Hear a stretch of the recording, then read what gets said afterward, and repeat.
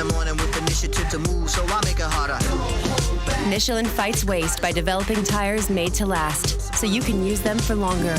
World time has come to Michelin, motion for life.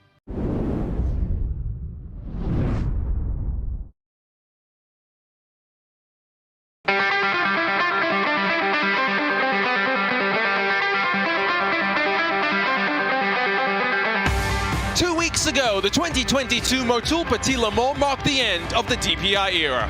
And while the dawn of the GTP evolution awaits, today is the start of the virtual revolution.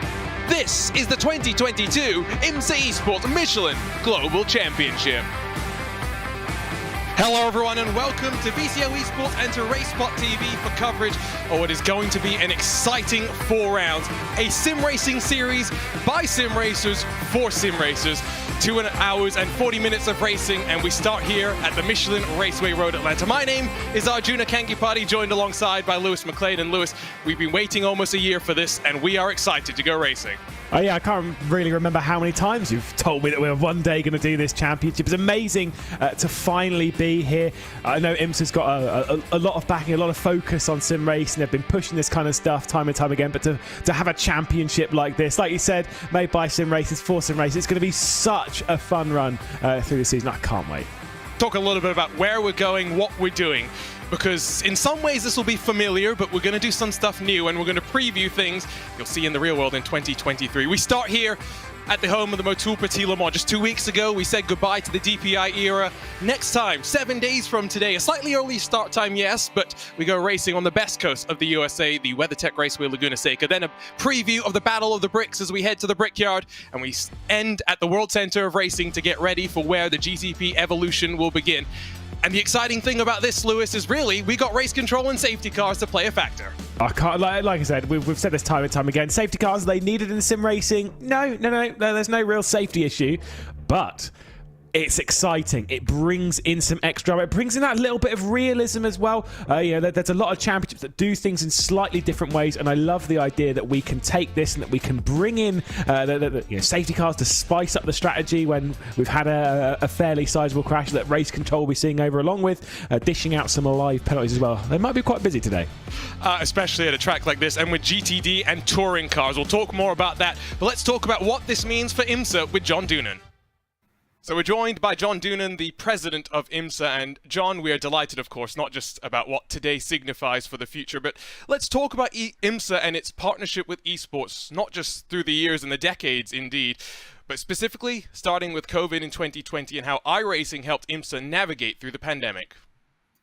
Well, first of all, thank you for having me. Thrilled to be part of the show. Also, you're spot on. You know, when I had the opportunity to join the Imsa team, I sat down with the marketing and the communications and partnership team and said, hey, I think we really need to, ramp up our esports and our e-gaming opportunities. And they shared, of course, what they had been doing, the partnerships that were in place, the rights agreements that were in place. That was around November, December of 2019.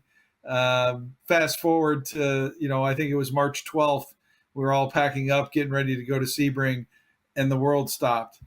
And it forced us in many ways to leverage this platform as our way to engage with our fan base, as a way to keep our professional drivers and teams active, and most importantly, to showcase IMSA product, the product that our partners want us to distribute to our audience. And I remember vividly that first 12 hours of Sebring weekend that we were able to put an iRacing event together.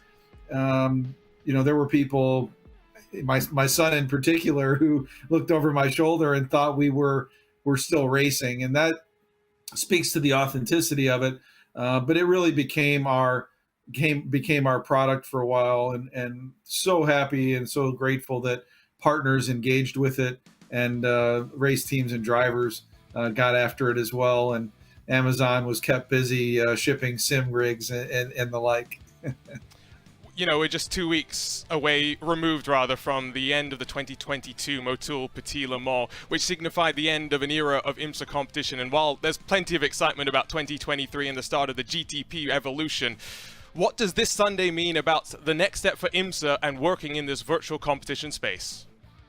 Well, I think, you know, when we were into it during 2020 and a little bit in 21, I don't want to say that it was forced, but it was our way to go to business. It was the way to execute our sport.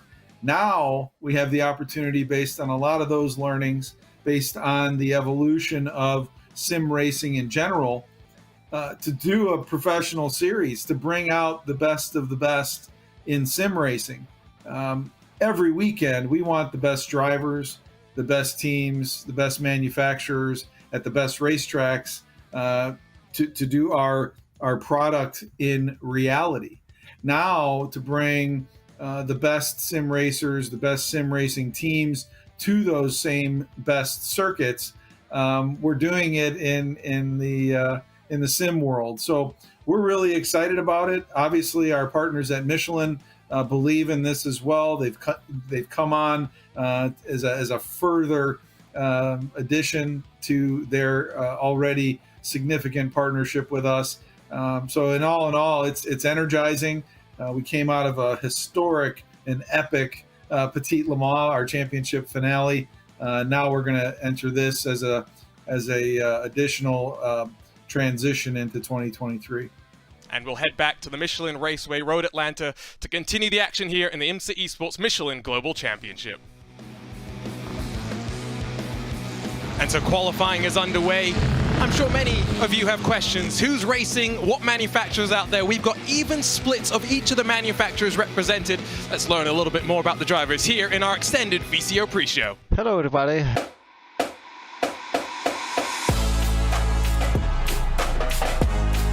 Just had to buy it even. Well, pretty much none. I competed in the Bathurst 12 hours back in February. Last 2 seasons in WTCS League. The Mercedes is the car I was driving the most.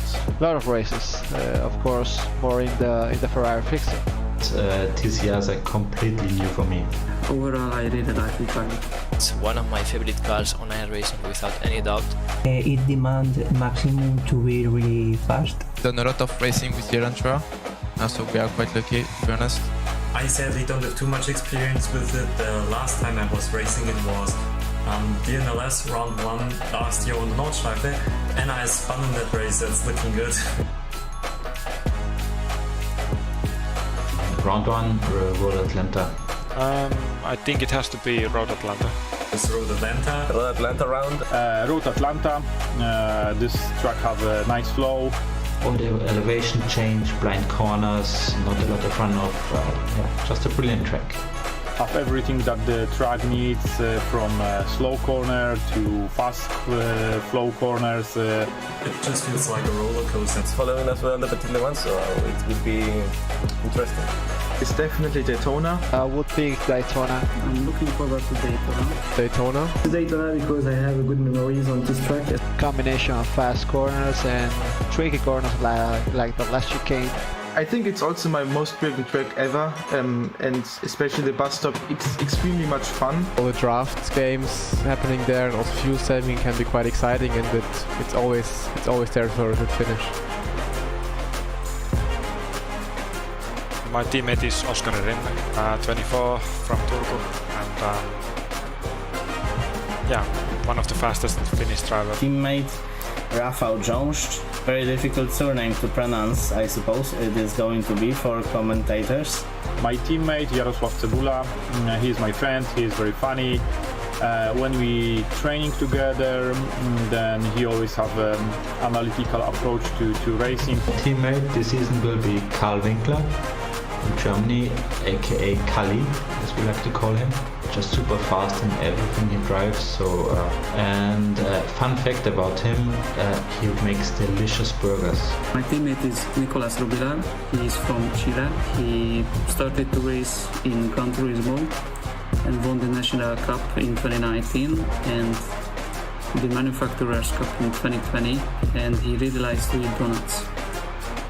My teammate is David Tuck. He's a driver from Hungary and he started sim racing back in 2011. He's winning 2 times the Hungarian National Championship. Well, my teammate in this series is Jonathan Alvarez. We compete each other to look forward to the 10th extra, to the extra 10 to improve, and we are like in the same level. My partner doesn't need much presentation. Always great and willing to help. It's a pleasure for me to share a car in this championship. My teammate will be Moritz Löhner. Maybe some of you know him. I was told he's quite okay at driving. He has won multiple major championships. Was also racing 2 years in real life, the DTM trophy. So he really has some good experience. Michael Rechel is a guy you can make happy quite easily, but if something doesn't go his way in the race, he's gonna be like screaming, like you've probably seen in his live streams. Jaron Harrison, a very fast driver. I put a lot of trust to this guy. Alessandro is really young, only 14 years old, and comes from Florida in USA. He has been a national champion in karting and is currently racing in the USA Junior Series. Carlos Diegues is Portuguese. To me, it's not a teammate, it's like a brother, but sometimes it's super rude with you to make you grow up inside the game. So yeah, it's one of the best persons that you can take as a teammate.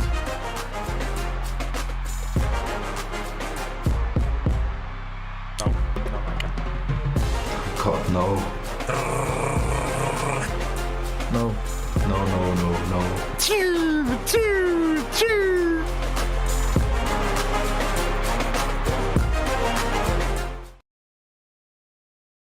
That's a preview at next week, but as Imsa enters this virtual revolution, they do so with the support of long-time partners at Michelin, and we sat down with Tom Sullivan, the marketing manager at Michelin North America, to learn more about their involvement in esports racing.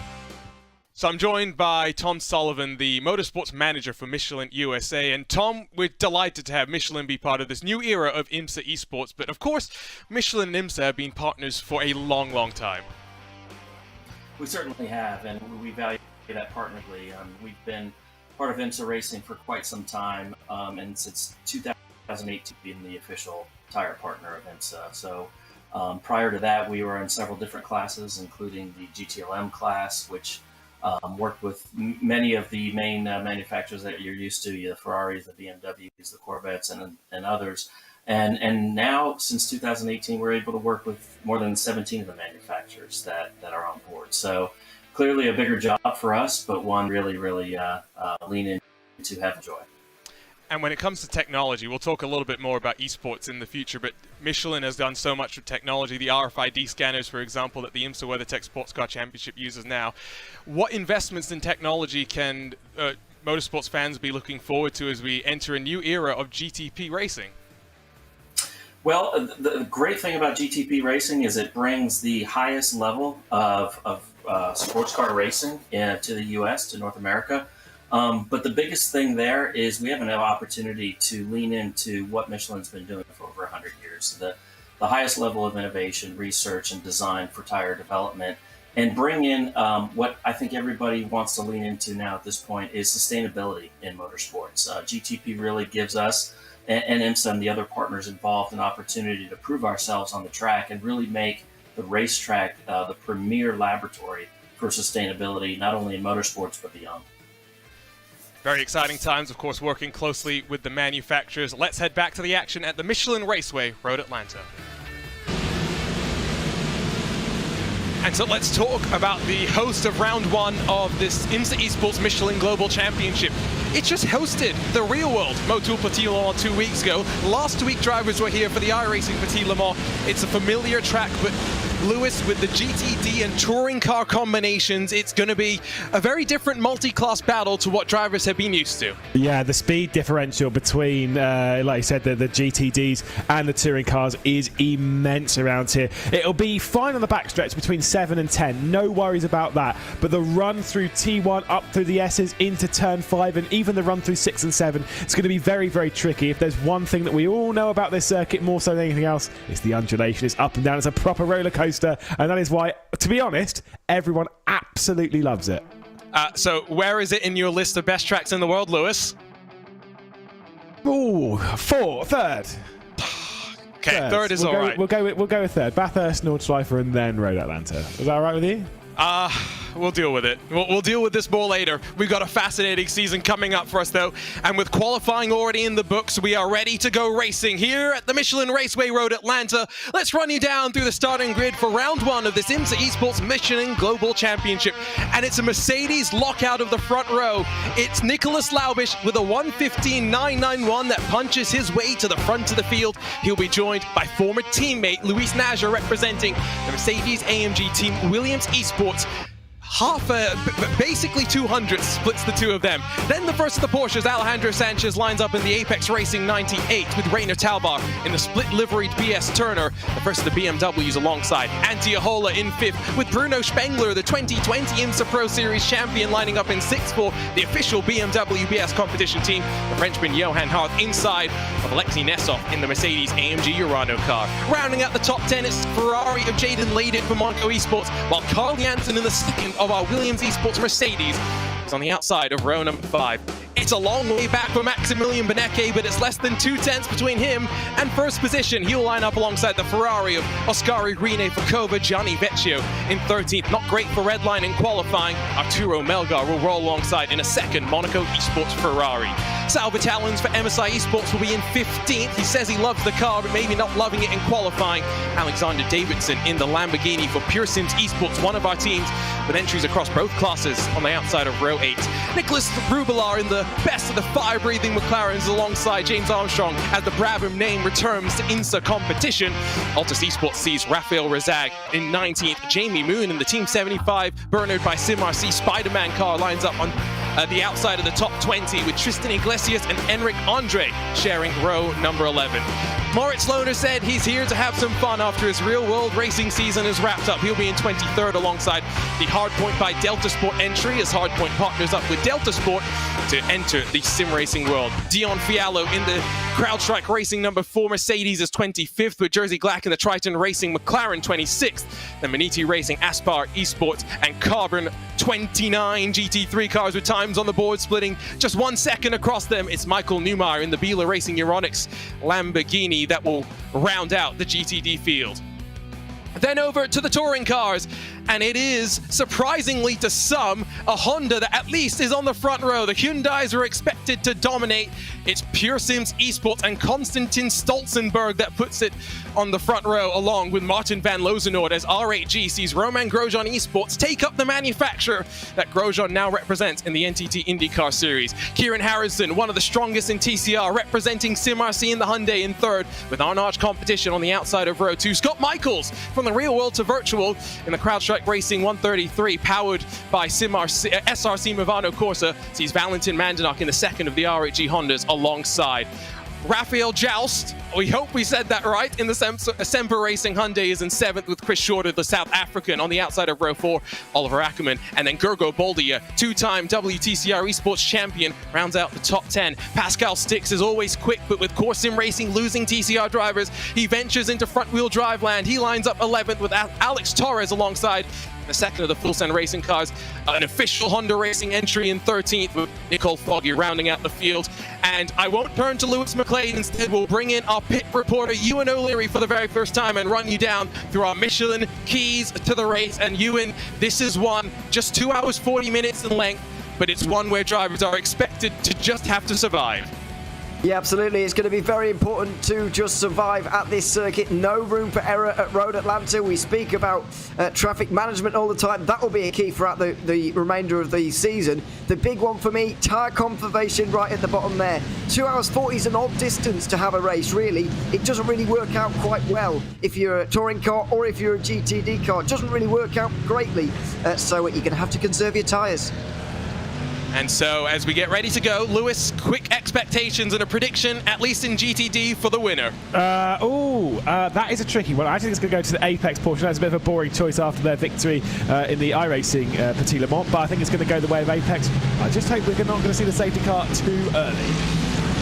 So, as the pace car pulls off, the GTP evolution is still on the horizon. Today, it's about the virtual revolution. It's Mercedes that leads us to the start of the 2022 Imsa Esports Michelin Global Championship, and it will be Nicholas Laubisch that runs us into turn number 1. It's crazy already for the GTDs, just trying to find some space on the climb up into turn number 3, but it's Mercedes 1 and 3 with Apex Racing Team able to split them and get up into second. They'll crest the hill, they'll dive down into the S's, and now we await the touring cars to get their season underway as well. 3 wide on the run for second, but into turn 1 they go as the GTD machines already come through turn 5. A safe start seemingly through the pack. Yeah, both our large competitions going super aggressive in both the categories. Did see them, I know they're fairly far back in the GTD category, but they were going right on the attack in that. R8G trying to find their way down the inside as we crest the hill and start dropping down. You've got a couple of switches in position, but nothing too much. I think it's Bila trying to work their way up through some of that traffic. They had to start from the back, of course, after failing to get a qualifying time, and there we go. They've just sent R8G straight off at T5. Valentin Mandenok in the second of the R8G cars loses out. He'll drop out of the top 10 as we wait for the rest of the cars in the GTD car to enter the chicane. The leader's already heading to the Fox Factory Bridge to finish lap 1 here at the Michelin Raceway Road Atlanta. Nursing the Michelin tire is going to be paramount in the early stages, with drive time regulations to talk about and to factor in as well. It's going to be, of course, interesting how lap traffic plays out. The delta in lap times here between the two classes, Lewis, is pretty significant, and in some ways I think scarier than it is with the LMP2 cars and the GTDs. It's tricky. It's like we said before, when it comes to lap traffic, it's never particularly easy. There is a fine margin though on the differential where it actually kind of is not too bad between the classes. You kind of want them to be pretty quick in the corners, slow on the straights. That makes life easier. Now the touring cars are not exactly swift in the corners. I think Pure Sims, by the way, are having an issue here in the touring car category. I don't know what's happened. They've just dropped back. They're back in the pit lane, so they've already come straight in. I think this is one of our early penalties. Yes. So let's quickly run you down. Registration penalties. There's a handful of teams that entered with the wrong car number. It's like entering the wrong paperwork when you show up for a real race weekend. They get a 10-second time penalty to serve within the first 3 laps of the race, and that is why, despite the pace in qualifying, that Pure Sims TCR car will roll, touring car, will roll down pit lane. Ash Sutton not going to be too thrilled with that one. Back at the front of the field in GTD, it's Urano that leads from Apex, Williams, BS, and Kova. Now, BOP is always going to be a hot button topic no matter what series you're in, but the good thing is, Lewis, we have 5 cars representing each manufacturer in the GTDs, 7 cars representing our 2 manufacturers in touring car. Yeah, and again, I love it because it gives that variety. Sometimes if you leave it open to the teams entirely to be like, yeah, just pick whatever you want, then you say, oh, right, they're all Porsches, cool. Whereas this, it's marked for open. It means that we have that variety. It means that sometimes a car that might not be the preferred vehicle around somewhere like, say, for example, Road Atlanta actually ends up just being really good on race day. This was expected, at least in the GTD category, to be something that was more slightly focused towards the Porsche entries. It is a circuit that tends to favour them ever so slightly, and yet here we are, Mercedes at the front. Who knows what we're going to see unfold during the race? Because pace over 1 lap is one thing, but the strategy, how much you can save fuel. This is kind of what we've expected. We've seen it in other competitions where, especially in the GTD category, once the race gets underway, once we've got through the first couple of laps, it then starts to calm down a little bit. Everyone gets in a nice long train, and we just let things unravel lap by lap. Let them save fuel. Let them, as Ewan put it so well earlier on, about looking after the tyres. They need to conserve them. They need to focus on the full race, not just the next 5 minutes. One thing that is also mirroring the real world as we enter this virtual revolution for Imsa Esports is the fact that we've got open radio basically for all the teams as Apex and Urano, I think, maybe fighting side by side further back in the field, as you see at the front of the field as we watch. And now Kova's BMW enter pit lane. He's, of course, started up inside the top 5. And this is where traffic starts to become a factor as well, Lewis, because there's a Monaco Esports Ferrari off and entering the S's. This is where you've got to be so patient. That was a suboptimal rejoin right into into the side of one of the Altus Esports cars. That was a little bit dicey. Thankfully saw him coming on the rejoin. But yeah, Melgar off the road. Dropping back down the order.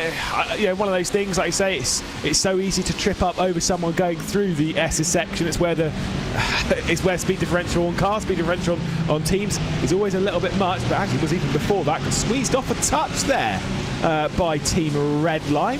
Of course, Gianni Vecchio's got to make some progress. That might have been a bit much.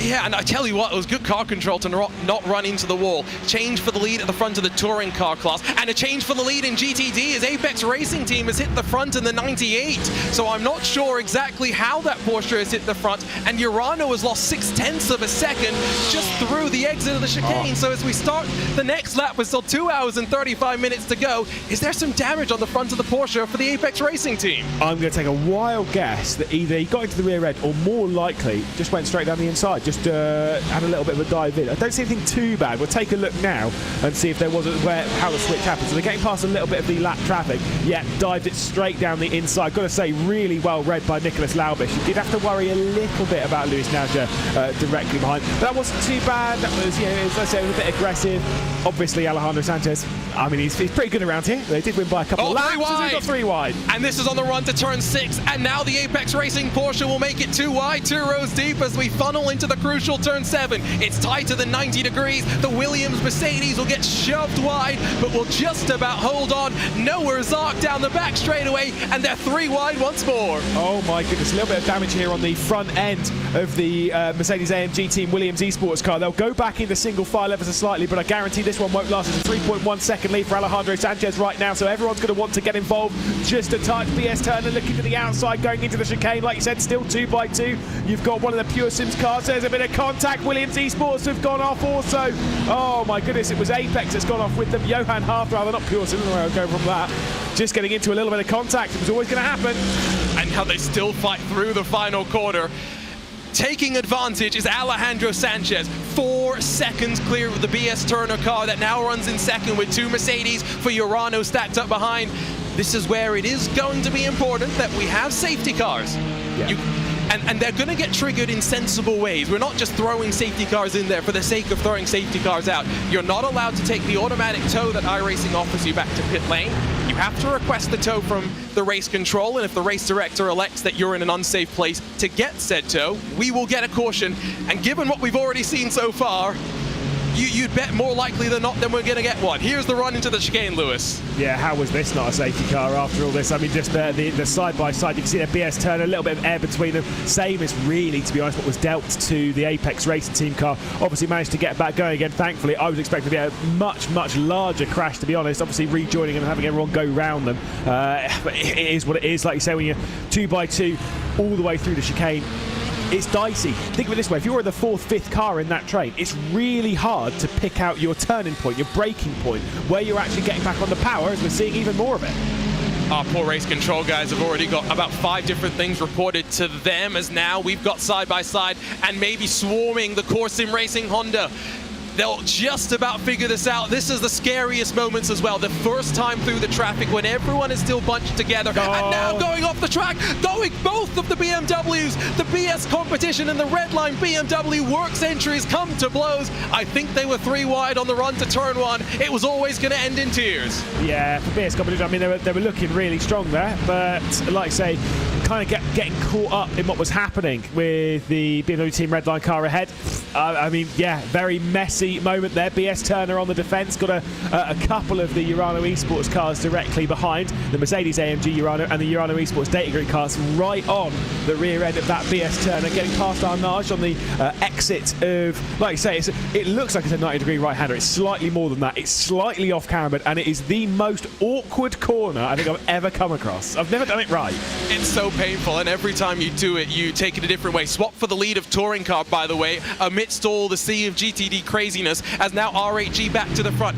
Side by side into the chicane. The outside becomes the inside. Urano squeezes through on the BMW, and now the 91 will try and follow. Yeah, Alexei Nesov there coming through. Like you said, Laubish looking for his opportunity, almost pushing his teammate up towards the final corner. Bit risky here. It's still totally flat. You can take quite a tight line through there and bounce over the curves. It's not too bad, but BS Turner's still trying to do something. Rainer Talvar, I mean, he's driven the BMW M4 an awful lot, and he's really putting on a show here. Up they go into 3, and now squeezed wide. He'll murder some cones, and there will go the 91. Might be a slowdown penalty, and going past goes the Williams Esports Razor car as well, as Carl Janssen needed no second invitation there. And it shows the treachery of continuing to fight side by side, and why it's also important to have teammates for company as well. Let's bring Ewan O'Leary in for the very first time with about 10 minutes of this race done, and you were listening to some of the radio for the Apex Racing team after their incident down at the chicane. Yeah, they don't really seem to be blaming anyone for that particular incident that you just saw where they ended up in the gravel. Jamie Fluke just telling his teammate Johan Hart just to get his head down and get on with it, really, after that particular spin. Also just was in the Urano team chat while that was all going on. They're obviously very pleased with that double overtake, of course, but I chuckled to myself just a moment ago. Nicholas Laubish just said the words, "This is the craziest race I've ever been involved in." I'm loving it as well, and Lewis, you and me have been part of plenty of crazy races, but I tend to agree that so far this has been the craziest one. It is Sanchez that now extends the margin at the front to almost 6 full seconds. We check in with the battle of 2 Porsches. It's hardpoint by Delta Sport in the 99 versus MSI Esports, as in that car Salva Talons tries to attack the back of the 14-year-old Alessandro Di Tullio. Yeah, I mean, again, we've said about young talent and stuff, but Tullio being on the younger aspect. Let's take a look at what happened into T1. Couldn't speak English there for a second, but never mind. Number 71 just getting tagged a little bit there. It's Bruno Spengler behind the wheel, I think, of the BS competition car. Just into the side ever so slightly, and then collects him for a second time, just for good measure. Very awkward there into the first corner, got to be said. It's such a tricky one as well, given the differential in speed and front-wheel drive versus rear-wheel drive. TCR cars are fast, let's not get that wrong, but they just develop speed in different ways. We've already got a car retiring, Full Send Racing reporting too much damage to the 158 apparently, and BMW Team Redline, the ones that took the biggest of the whacks in that moment at turn 1. I think that's the last that we'll see then of Maximilian Benecke and the BMW Team Redline number 71, as that is a Lamborghini, excuse me, a BMW and a Lamborghini trying to work through some traffic. What did we say during our Michelin keys to the race? Traffic management and spend as little time on pit lane as possible. Yeah, and obviously we've seen a few already breaking some of those rules straight away, and very, very unfortunate. But this is the problem when you... So Alejandro Sanchez, right, is in a beautiful position right now, because every time he comes up to the back of a touring car, he can navigate it as he sees fit. He doesn't have pressure on his rear end. He can afford to almost cost himself a second to gain it back later on. No worries, not pressure. It is what's allowing him to even clear out even further. 5.8 seconds now. This race has only been going on for 13 minutes. I know Alejandro Sanchez is good, but yeah, like this is the joy of like being able to do it by yourself. Meanwhile, when you look back to Alexei Nesov, now sure he's got his teammate in Laubish directly behind, but they have to fight really hard with the BS Turner car of Talvar, with the Williams Esports Razor car of Janssen, and to be fair, Ascari Rene's also joined into it as we look back towards that train. You can also see Gianni Vecchio closing in on all of this, and between that you've got Ladich as well. It's a big train, and when you're navigating the touring cars for the GTD category, you've got to worry about what's on your rear end. Is that guy going to go for a look? And the answer is yes. Carl Janssen in the bright green Mercedes that you can't miss will dive to the outside, and we've already seen a handful of cars have issues there, and teams are talking about that internally, about staying off that danger zone. And so Carl Janssen goes for the move, will lose out for the time being, as Rainer Talvar grabs 4th position once again. In terms of big movers, let's just give a shout out to Hardpoint by Delta Sport, who started down in 24th in GTD, are up to 12th position so far. Pearson's in the GTD class as well. They're up 7 spots. In a slightly smaller TCR field, we haven't seen so many big movers, but Nicole Foggy, after not punching in a qualifying time, has actually worked his way back up into the top 10. We haven't really talked about points, Lewis. We haven't really talked about championship. Very crowded things, lots of things to talk about at the start of this season, of course. $25,000 on the line across of the two classes. Our champion, of course, will walk away with the lion's share in both of them. But you score points not just in the qualifying session and in the race sessions as well. It's a point system that anyone who has watched Imsa before will be very familiar with. Yeah, and again, it's kind of one of those things that we like to imitate the whole shebang, basically everything. It's 350 points for race, which sounds like a crazy large number, but obviously then it's 320, 300, 280, and stuff. The points differential between the top two is 30 points, so it's a fairly large bonus. It's the largest gap on them as you would expect. That's a good point scoring system, not pointing things at anyone, just a couple of friends as well that will definitely not have an idea. I think you and O'Leary put a lot in his eyes right now. But yeah, 350 to 320, then 300, and basically just so on 20 down to outside of the top 10, and then it moves down in tens apiece. But there are points for everyone. There are points for... If you finish the race, you get some points, and that can be important later on. It's only a 4-round championship. Whilst you'd say you need to nail every single round, I would say absolutely not. Just do as good as you can, because you might end up contending for the chance for the final round. No one's going to have a perfect season. Let's bring back in Ewan O'Leary down on pit lane as we still continue to work past TCR traffic. That is the Honda Racing official entry with Carl Whitmer and Jacob Abel behind the wheel. But Ewan, you've been hearing some chatter within the Williams Esports Razor camp about how drivers in front are expected to battle one another. Oh yeah, absolutely. I just heard Daniel Lafuente and Carl Janssen conversing a little bit about the battle that they're about to, that Rainer Talvar is about to have with Nicholas Laubisch over the next few laps. It could get a little bit interesting there. We'll see what happens. But more importantly, in the Williams camp, we're hearing there is some damage to the number 55, reported damage after their contact on the side of the car. Looking slightly understeered for the moment, but they're not entirely sure how much it's affecting them. Love it. Thank you, Ewan. Ewan assisted by Lorenzo Bonder down on pit lane. Our version, basically, of Shea Adams. Working very hard and having to run around a lot, I can tell you that. We watch a battle in the touring car category.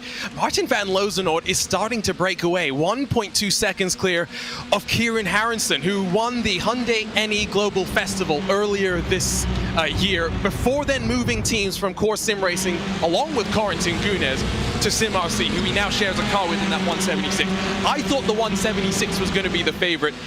Lewis, a lot of the teams are complaining that the Honda was going to be nowhere near the Hyundai in terms of speed, but Van Lozenoord, R8G, it's not a surprise to see them at the front, if we're being honest. Yeah, I mean, I've driven the Hyundai around here, and I mean, it is hooked up beautifully.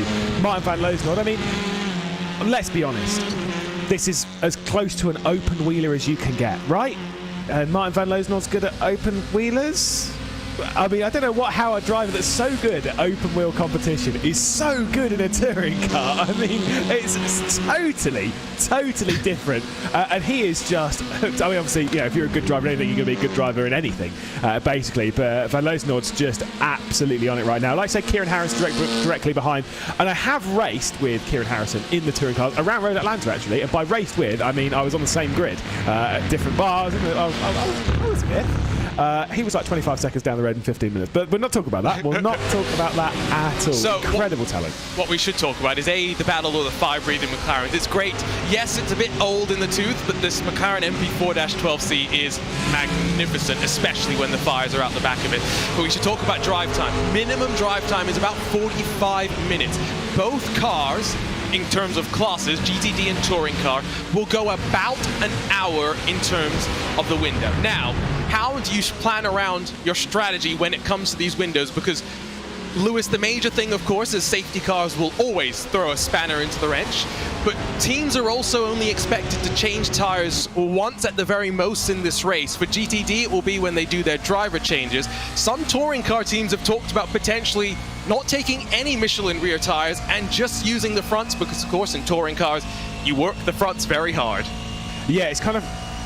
The strategy for 2 hours and 40 minutes is really, really difficult, because like I say, we're expecting them to be around hour-long stints. So obviously it's 2 hours 40 minutes. That means that one of your stints is basically going to be an hour and 40 minutes long, which is perfectly within regulations. Like I said, an hour and 55 is the maximum for a driver.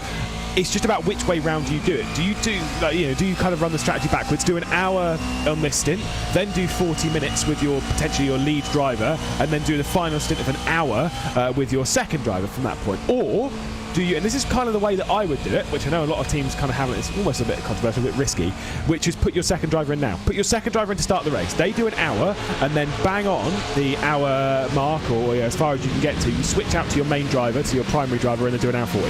It's very much like it is in the real world, right, Lewis, where you'll often in Pro-Am classes, like our GTD class, so where there's Esports Car Championship, yes, this is the elite of sim racing, but the reality is there's always one driver that's faster. Yeah, like you say, you kind of almost want to get their stint out of the way a little bit and then focus on the meaty part of the race. Because what you don't want to do is, say for example, you do that, you do it the other way around. You have, like, for example, Alejandro Sanchez, who's in for an hour now and then is in for 40 minutes after this to do that stint. But then what if there's a safety car with 50 minutes to go? You kind of cost yourself on that. Either way, we'll discuss this ad nauseum, I'm sure. Johan Half, though, making up a spot, coming back up the order just ever so slightly. Yeah, he's on the fight back around the outside. Not really fought, if we're being honest. That Apex Racing Porsche just seems to be leaps and bounds the fastest of the Porsche 911 GT3Rs out there. Of course, the outgoing Porsche 911 GT3R to be replaced by the 992 generation GT3 car for 2023. Up above with 20 minutes done in this race, and now closing on the sister TCR machine. And we'll funnel through on the run down through turn 3 in front. This is where it's so dangerous down through the S's. You got to get it done by now, because you're going to be trapped behind all the way through to the crucial turn 5. That's why you'll see cars being nice and aggressive, Hearth having to back out of it, but putting cars crucially between him. And all of this, Lewis, is traffic management, which you can't learn in a classroom. You learn by going out there and being in situations. And you've got to adapt, because this is not, it's not a combination in classes that a lot of the drivers will actually be that used to. That's the thing, is that normally if you're in a GT3, well, what's the second class? Normally a GT4, or you're actually more expecting prototypes. You expect the GT3 to be the slower one. Having it to be GTD versus touring cars when it comes to the two that are battling in lap traffic, it is tricky, because you've got to be able to adapt and understand what the other class can do. It's always really important in multi-class racing to understand both classes, to essentially drive both classes on a fairly frequent basis, because then you understand that, I don't know, potentially going around the outside of turn 1's not a good idea, which I'm sure we'll see someone make a very costly error with at some point today, and it's not wise. One thing that we'll note as well, those that are more experienced with iRacing will ask, is there an incident limit for today's race? And no, there is not. However, that does not mean that track limits are not being monitored. If you repeatedly abuse track limits, we have a race control team almost in double digits behind the scenes working. So they will find you and they will catch you. But also, too, again, Live Race Control is investigating stuff. And like I said, they are being kept busy, because I've just been tracking the incidents as they come in. And outside of everything on the start, with the drivers that got penalties before we even got underway, there's about 9 different things that Race Control is working through. So they're going to be busy, and that's going to factor into how things play out as well. Side by side, Door Esports gets past the 88, one of the Monaco Esports Ferraris, and it's Moritz Lohner that is on the climb up forward. Now, I should talk a little bit about Moritz, because he's got a fascinating history, Lewis. An experienced sim racer, and now after 2 years in the real world, sadly, that journey has come to an end. Yeah, unfortunately, the second season of the DTM Trophy didn't quite go to plan. Had a couple of podiums, but finished outside of the top 10 of the championship after the season finale at the Hockenheim Ring. I mean, it is what it is. Those are sometimes the thing. As much as that journey might be coming to a close, does not mean that his time in motorsport is done. Now, I'm sure there'll be other opportunities. There's plenty more on the horizon. And if not, we'll see him back full-time in sim race, which I am all about. Love Moritz Lohner. He's such a talent and such a great personality as well. I mean, we do have a lot of individual personalities in sim race, and Moritz is he's pretty calm. And he's someone that could have been in the Porsche Tag Heuer Esports Super Cup if his real racing schedule had allowed him to compete more in the qualifying series that we covered on RaceSpot TV earlier this year. First penalty has come on through, by the way. It is a drive-through penalty for a jump start. We did see a couple of checkups and whatnot with things going on and cars reporting damage, and it is Triton Racing in the McLaren that apparently has got the provisional penalty so far, but it's only the initial one. Who knows if there's more still to be talking about. This is Pure Sims. Now trying to defend a top 10 spot is the Mercedes-AMG Williams Esports team, and Luis Naja tries to work on past Alexander Davidson. Yeah, trying to get their way up into the top 10. I mean, I'd take the all-important top 10. Points-wise, like I said, you get points for every finish, so it's only a little bit of an extra advantage. But you want to start the season in the top 10. I've said before, with these results, is that the difference between 10th and 9th, and even 10th, 8th, 10th to 6th, really, is, yeah, sure, you get some more points, but I'm not really bothered. It's top 10. Your top 10s, top 5s, podium, those are the big bits to move on. 11th, you don't want to fit there. I'm disappointed you handed me commentary for the time being. Yes, because Raphael Joust, as close as we could get, is trying to defend from Nicole Fogg, as that is... and illustrating just how tricky pit lane entry can be. One of our talking points once we got to a pit lane cycle.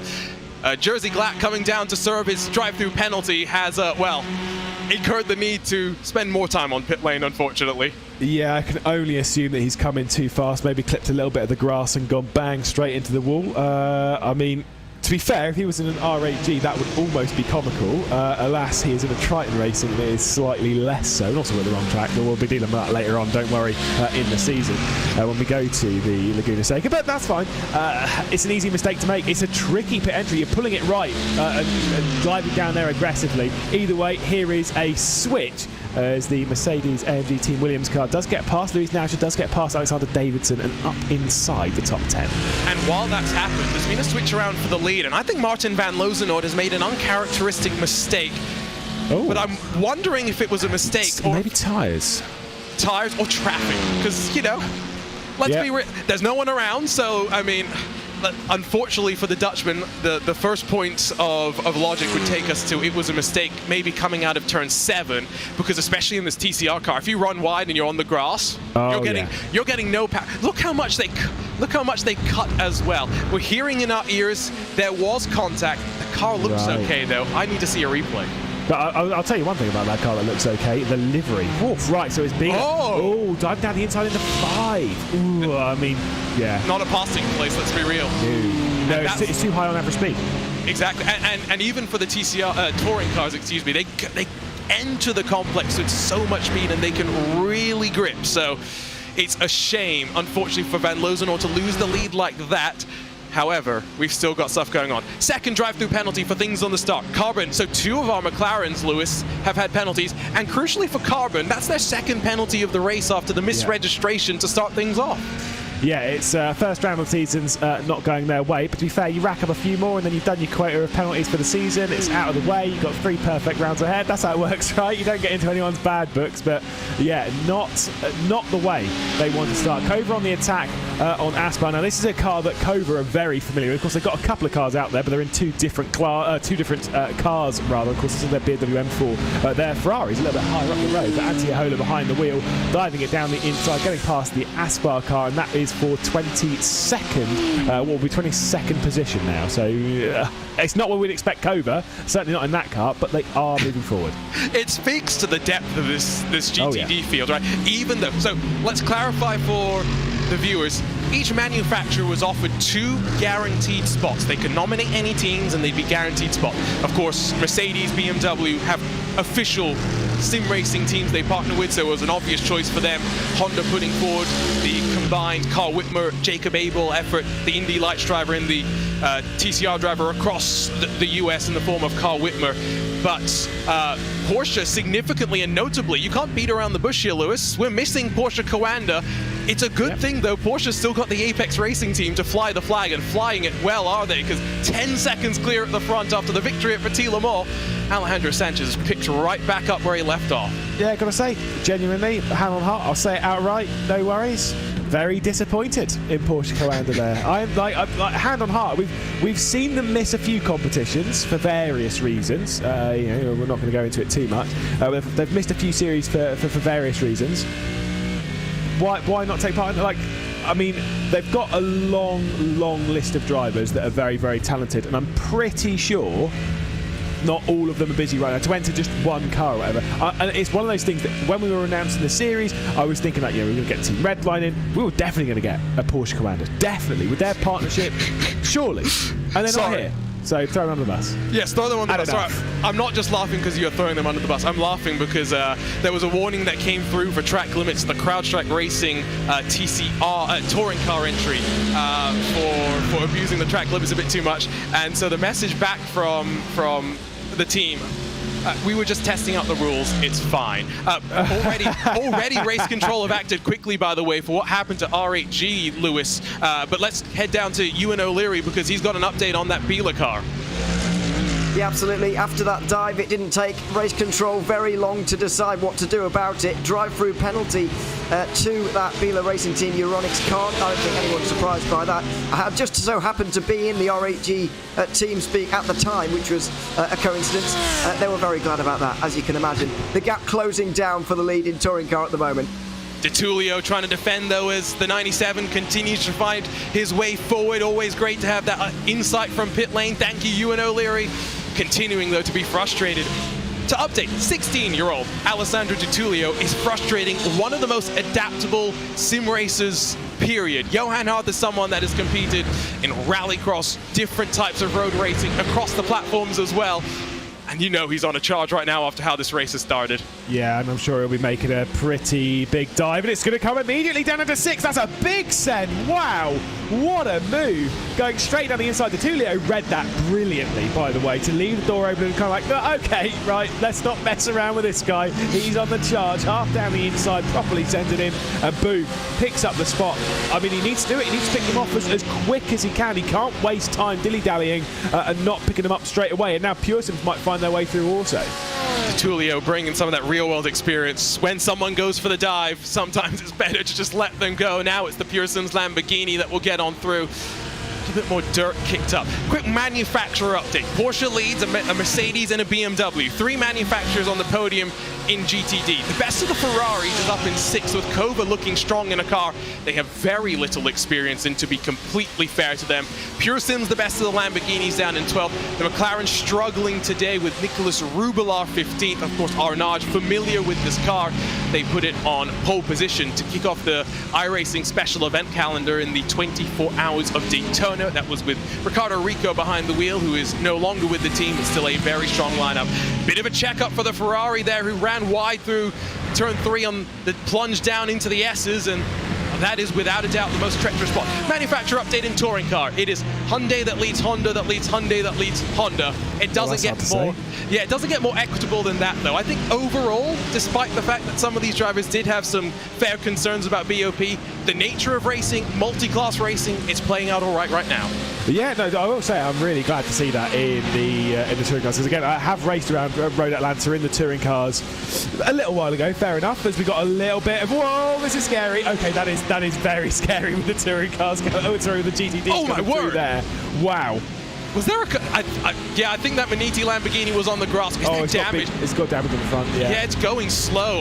Whoa, we're going to need a replay. Update from Race Control as well. Delta Sport get a hard point by Delta Sport, in their 99 Porsche. Also get a drive-through penalty for their part at the start. I think it's fair to say one of the things a lot of the teams, as well as Race Control, will be reviewing is the start procedure at the close of this race. There is that 99 back down to pit lane, and now 3 wide for a moment on the climb up into turn number 3. It's touring cars taking advantage of GTD chaos, and it's CrowdStrike working forward. Yeah, this is getting a very sketchy. Up to 7th position now. That CrowdStrike cars go. Mirror Esports also in turn. Might be one a bit lower down, but it's dicey. This is the thing you got, like, just there, like on that lap, you're getting a real good showing as to the differential in speed, how hard it is. There comes the Altus car through the middle. You're coming off the corner, you're kind of going one way, going back the other, going back the other. It's absolute madness. And you know me, I love touring cars. I would not want to be on this grid right now. And that is no disrespect to the championship or to any of the drivers. I mean, this is excellent racing. I'm just terrified of it. And to that point, let's head back to Ewan O'Leary, who's been listening to the touring cars as we continue this constant flow of multi-class traffic. Yeah, we just saw that big train of cars going down the back straight there towards the final chicane. I was listening into CrowdStrike in the 199, and they were chuckling down, well, not the 199, sorry, but they were chuckling down the straight almost because they were just in disbelief, utter disbelief about what was happening around them. It was quite unbelievable. And Maniti Racing as well, I just jumped in with as well from the GTD team. They said they described it as spicy. I don't know, but yeah, it's everybody is just absolutely just in disbelief, as I said, about the traffic and what's happening. BS competition, a little bit of contact to the back of the Mirror Esports. More contact up the top at turn 3, and that might be a safety car. Semper Racing, Mirror involved, Raphael Joustin, Gergo Baldi coming to blows. So this is important, and we should point this out, Lewis.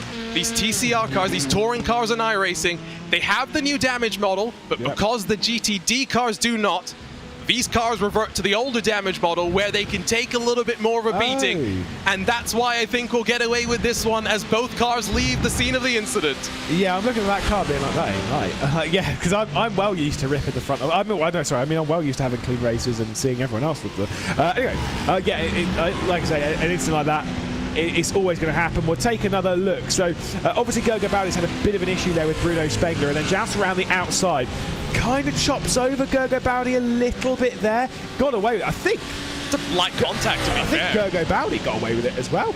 Did he do the 360 period? That Maniti car is really slow. Already a lap down, and I think just trying to stay out of the way. Like to see it. Good, respectful racing from Gonzalo Vergara as Maniti head back into that Lamborghini after their partnership with T3 Motorsports came to an end just a couple of months ago. It's good to see the big green machine back on my screen and not have to worry about their rabid fan base complaining that I continue to call it Maniti instead of T3 Motorsports. Yeah, because it wasn't T3. It was a Maniti Motorsport. It was a Maniti car. We had a few arguments there. It's not T. It was never a T3 car. Yes, they had T3 in the name. It was the livery never changed. And so, yeah, we can bin that one off. That's fine. We're back to just straight up Maniti. That car, you can see the damage on the rear end. They've clearly received quite a bonk. Probably coming down in that break. We did kind of see them going off. I think it was might be one of the touring cars got in the rear end of them in the braking zone coming down into the chicane, obviously at T10 and 11. But oh, sorry, is it? No, sorry, it's not 10, 11, is it? It's 10A and 10B. Yes, no, it is, because America. I mean, that's why you leave turn 7. The next time you get on the brakes, it's into turn 10A. 10, yeah, it's so logical. 2 more cars with warnings for off tracks and pushing the limits. So race control is keeping atop of this, and drivers trying to take limits as they will always do. You give them an inch, they'll try and take a mile. We watched the battle with Arnage and their McLaren versus one of the Monaco Esports Ferraris. This is the battle for 15. Every position pays points in this series. So whether you're fighting for 12, whether you're fighting for first, whether you're fighting for 27, it all matters. Switch for the race lead in the touring car category. Martin van Loosnoord's taken over from Harrison once again. I think I might be on the back stretch now, but a switch. It's not even on the back stretch. It's straight up into T3 after. It must have been a move down into T1, but Martin van Loosnoord, he's responded after that incident. Of course, it was up into this corner here, up at turn 5. It was Bieler down the inside. They've got a car waiting in the back, and that'll be the Aspar one that's just waiting to get the move done. That's how you overtake some touring cars at turn 5. You wait patiently and then just get straight past them on the exit of the corner because it's not that hard. Of course, remember, yellow for the TCR touring cars on the wing plate and on the mirrors. It's green for GTD on the wing plate and the mirrors as these two wind up. And these two are the class of the field right now. 5 seconds clear of Cone Cropman, who is feeling pressure from Valentin Mandenok. And remember, Mandenok had his issue in the opening 5 or so laps of the race. This is a replay of how the switch happened. Too wide. And I wonder if traffic was involved because you saw a car up the front. Then they were 3 wide for a moment as Hardpoint by Delta Sport got past. Yeah, I'm not sure there was. I mean, the car does get a bit understeery. From experience, the car does get a bit understeery going through the final corner. I think no, it is flat in a touring car. But as you're going through the stint, it might become a slight lift as the tyres go over the temperature window a little bit. Can we just say, by the way, no bias on liveries and whatever, but how good does that RHG look on that Honda? I think that looks absolutely ace. The material on the blue looks absolutely stunning. You and I have had this discussion. The RHG liveries over the last 12, 18 months have not been the our favourites. They've been going down every single time. Until this one, where they took the DHL Andretti Autosport livery for Romain Grosjean in the NTT IndyCar Series, and they carried it forward half on this car. We saw it debut during the iRacing Indy 500 as well, so it was pretty special. Saw the team manager compete in the fixed Indianapolis 500 here on iRacing, so I agree that's up there. The SimRC car is up there as well. The Bumblebee is fantastic. Oh yeah, I mean, to be fair, like, I don't think there are genuinely many liveries on this grid that you'll look at and go, ooh. But like, livery designers these days in sim racing are so good, and they're just on it every single time. And we've got a very pretty field of cars on this grid. But I think the R8G, I need to see all of them like right in front of me right now. But I think the R8G on that Honda is right up there. If you head over to the VCO Esports social media, you can find the official spotters guide built by the wonderful graphics team at Imsa, as Team Redline in their BMW, the 70, gets around the Cova Ferrari. Great move there from Gianni Vecchio. Turn 6 on the outside, not a traditional passing spot, but if you got the grip, you got the confidence, you'll go to it. Let's head back to touring car for the lead, because Kieran Harrison has hit the front once more and getting in front of Martin van Lozenoord, and our pit reporters are focusing on this one quite a lot. Ewan O'Leary, there is a lot of chatter within the SimRC ranks, not just about the speed out of Martin van Lozenoord, but also just potential fuel mileage gains playing a factor as we come to the end of the first 40 minutes. Yeah, absolutely. As there you see the replay of the pass, they were very concerned down at SimRC actually that the time that R8G spent behind them would have benefited them in terms of strategy. They're not entirely sure how far that Honda is going to be able to go in terms of fuel, and if it's any better than the Veloster that they have at their disposal. It does have a bit of an advantage on paper, I suppose, in terms of percentages that they've got, but it doesn't really matter when you've got the slipstream and you're saving fuel in that respect. But that's what they're a little bit worried about right now. I'm a little bit confused though, because when I left them, they were saying there's probably not much point in us going through, and they just have. So who knows? 40 minutes comes to an end. We've still got 2 hours to go, only 5 minutes until these drivers can get out and fulfill their drive time regulations. But let's give you an hourly update with 40 minutes done in this first round of the 2022 Imsa Esports Michelin Global Championship. And we'll start with the GTD class, where it is domination so far from the Apex Racing team and Alejandro Sanchez. 10 seconds clear of the rest of the field. They are truly living up to the hype after winning here 7 days ago in the iRacing Petit Le Mans. Then in second, it's the first of the Mercedes official teams. They're being chased down by BS Turner in the split livery design that everyone loves, including myself, but it's a hammer and tongs fight between the two of them, and it will be Reino Talbot that gets in front of Alexei Nesov as they fight up on the run to turn number 3. Behind them, the best of the Williams Esports Mercedes runs in 4th, with Carl Janssen still behind the wheel, while Nicolas Laubisch runs in the 2nd of our Urano Mercedes. He completes the top 5. Salvatale in 6th for the MSI Porsche, with Jaden Ladick, the Australian, behind the wheel of the 44 Monaco Ferrari. Team Redline's BMW and Gianni Vecchio in 8th after struggling in qualifying and seeing the sister car already retiring. 8th the best for them, with Kova in their Ferrari 9th, and the Apex Racing team rounding out the top 10 on a recovery drive. Lewis, walk us through the touring cars. Yeah, indeed. SimRC and R8G in a full-on fight at the top of the touring car category at the moment. It is going the way of Kieran Harrison and SimRC. Martin van Lozenoord just having to settle for 2nd place at the moment. Valentin Mandelac recently got past Klopman at the moment. So it's an R8G, 2 cars on the podium. The 188 ahead of the 108. Our Nage competition dropped back to 4th spot after a very aggressive start to the race. It's been a super effort for them to have worked up a little bit. Impulse Racing a bit by themselves, it's got to be said. They're sat in 5th position at the moment. I think all the questions really is to how far back up the order a Pure Sim's going to get. Of course, they did start from pole position. They had an issue early on. They had to come into the pit lane for a penalty before even the start of the race. They're running at the moment down in 12th in class, but do not count them out for doing something a bit later on, especially if there is a safety car. Still down through the S's, more traffic as MSI and R8G will be side by side. That is the worst place to be side by side. Redline forces it down the inside of turn 5, and their BMW will separate Arnage out from the 108 with Valentin Mandernach behind the wheel of the 2nd R8G Hondas. Remember, Hondas were not preferred when it came to at least pace. Some thinking 0.3 slower per lap. But with 2 Hondas on the podium right now, the critics are being disappointed. Another retiree to join the pile, as it seems as though Triton Racing become the 3rd retirement today, along with Full Send in the touring car category and BMW Team Redline, the first of our retirements. This is that battle for 2nd.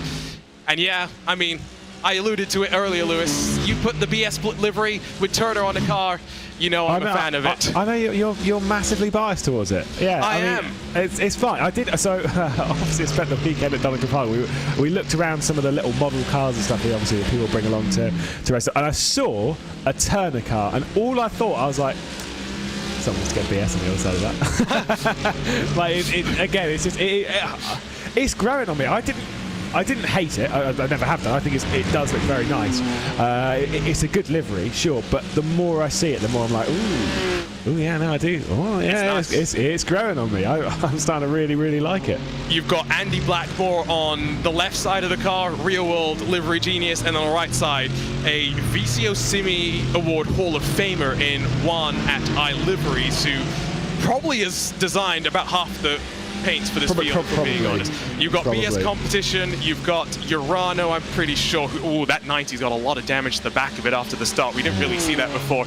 Williams are a iLiveries customer as well. Yeah, Maniti is. Yeah, like basically, like I said, half the field probably has worked with one at some point or the other. That's why the liveries are so good. Yes, and if you saw any of the preview IMSA liveries that we had when we announced this IMSA Esports Championship back at the State of the Sport in August, all those liveries were built by Juan as well. Track back a battle for GTD as we enter within 15 minutes of the pit stop window, and this is where you wonder, undercut, overcut, track position. How do you play this out? And what do you do with the tires, and what do you do with the drivers? Remember, these Michelins are only expected to be changed, Lewis, when you do the driver swap. Yeah, I mean, like I said, for me, for this kind of race, with the possibility of a safety car on the horizon, you have to go as long as possible. I'd say, again, if I was running a strategy, it's very easy to say from up here. I'm switching. I'm switching driver in the pit lane this time, straight away. Well, in the first 15 minutes. I'm not going to say which car it is. Just it's just that's Martin Van Lozenord. Van Lozenord's gone off the track in that R8G Honda. Is there any damage on the car? It looks okay.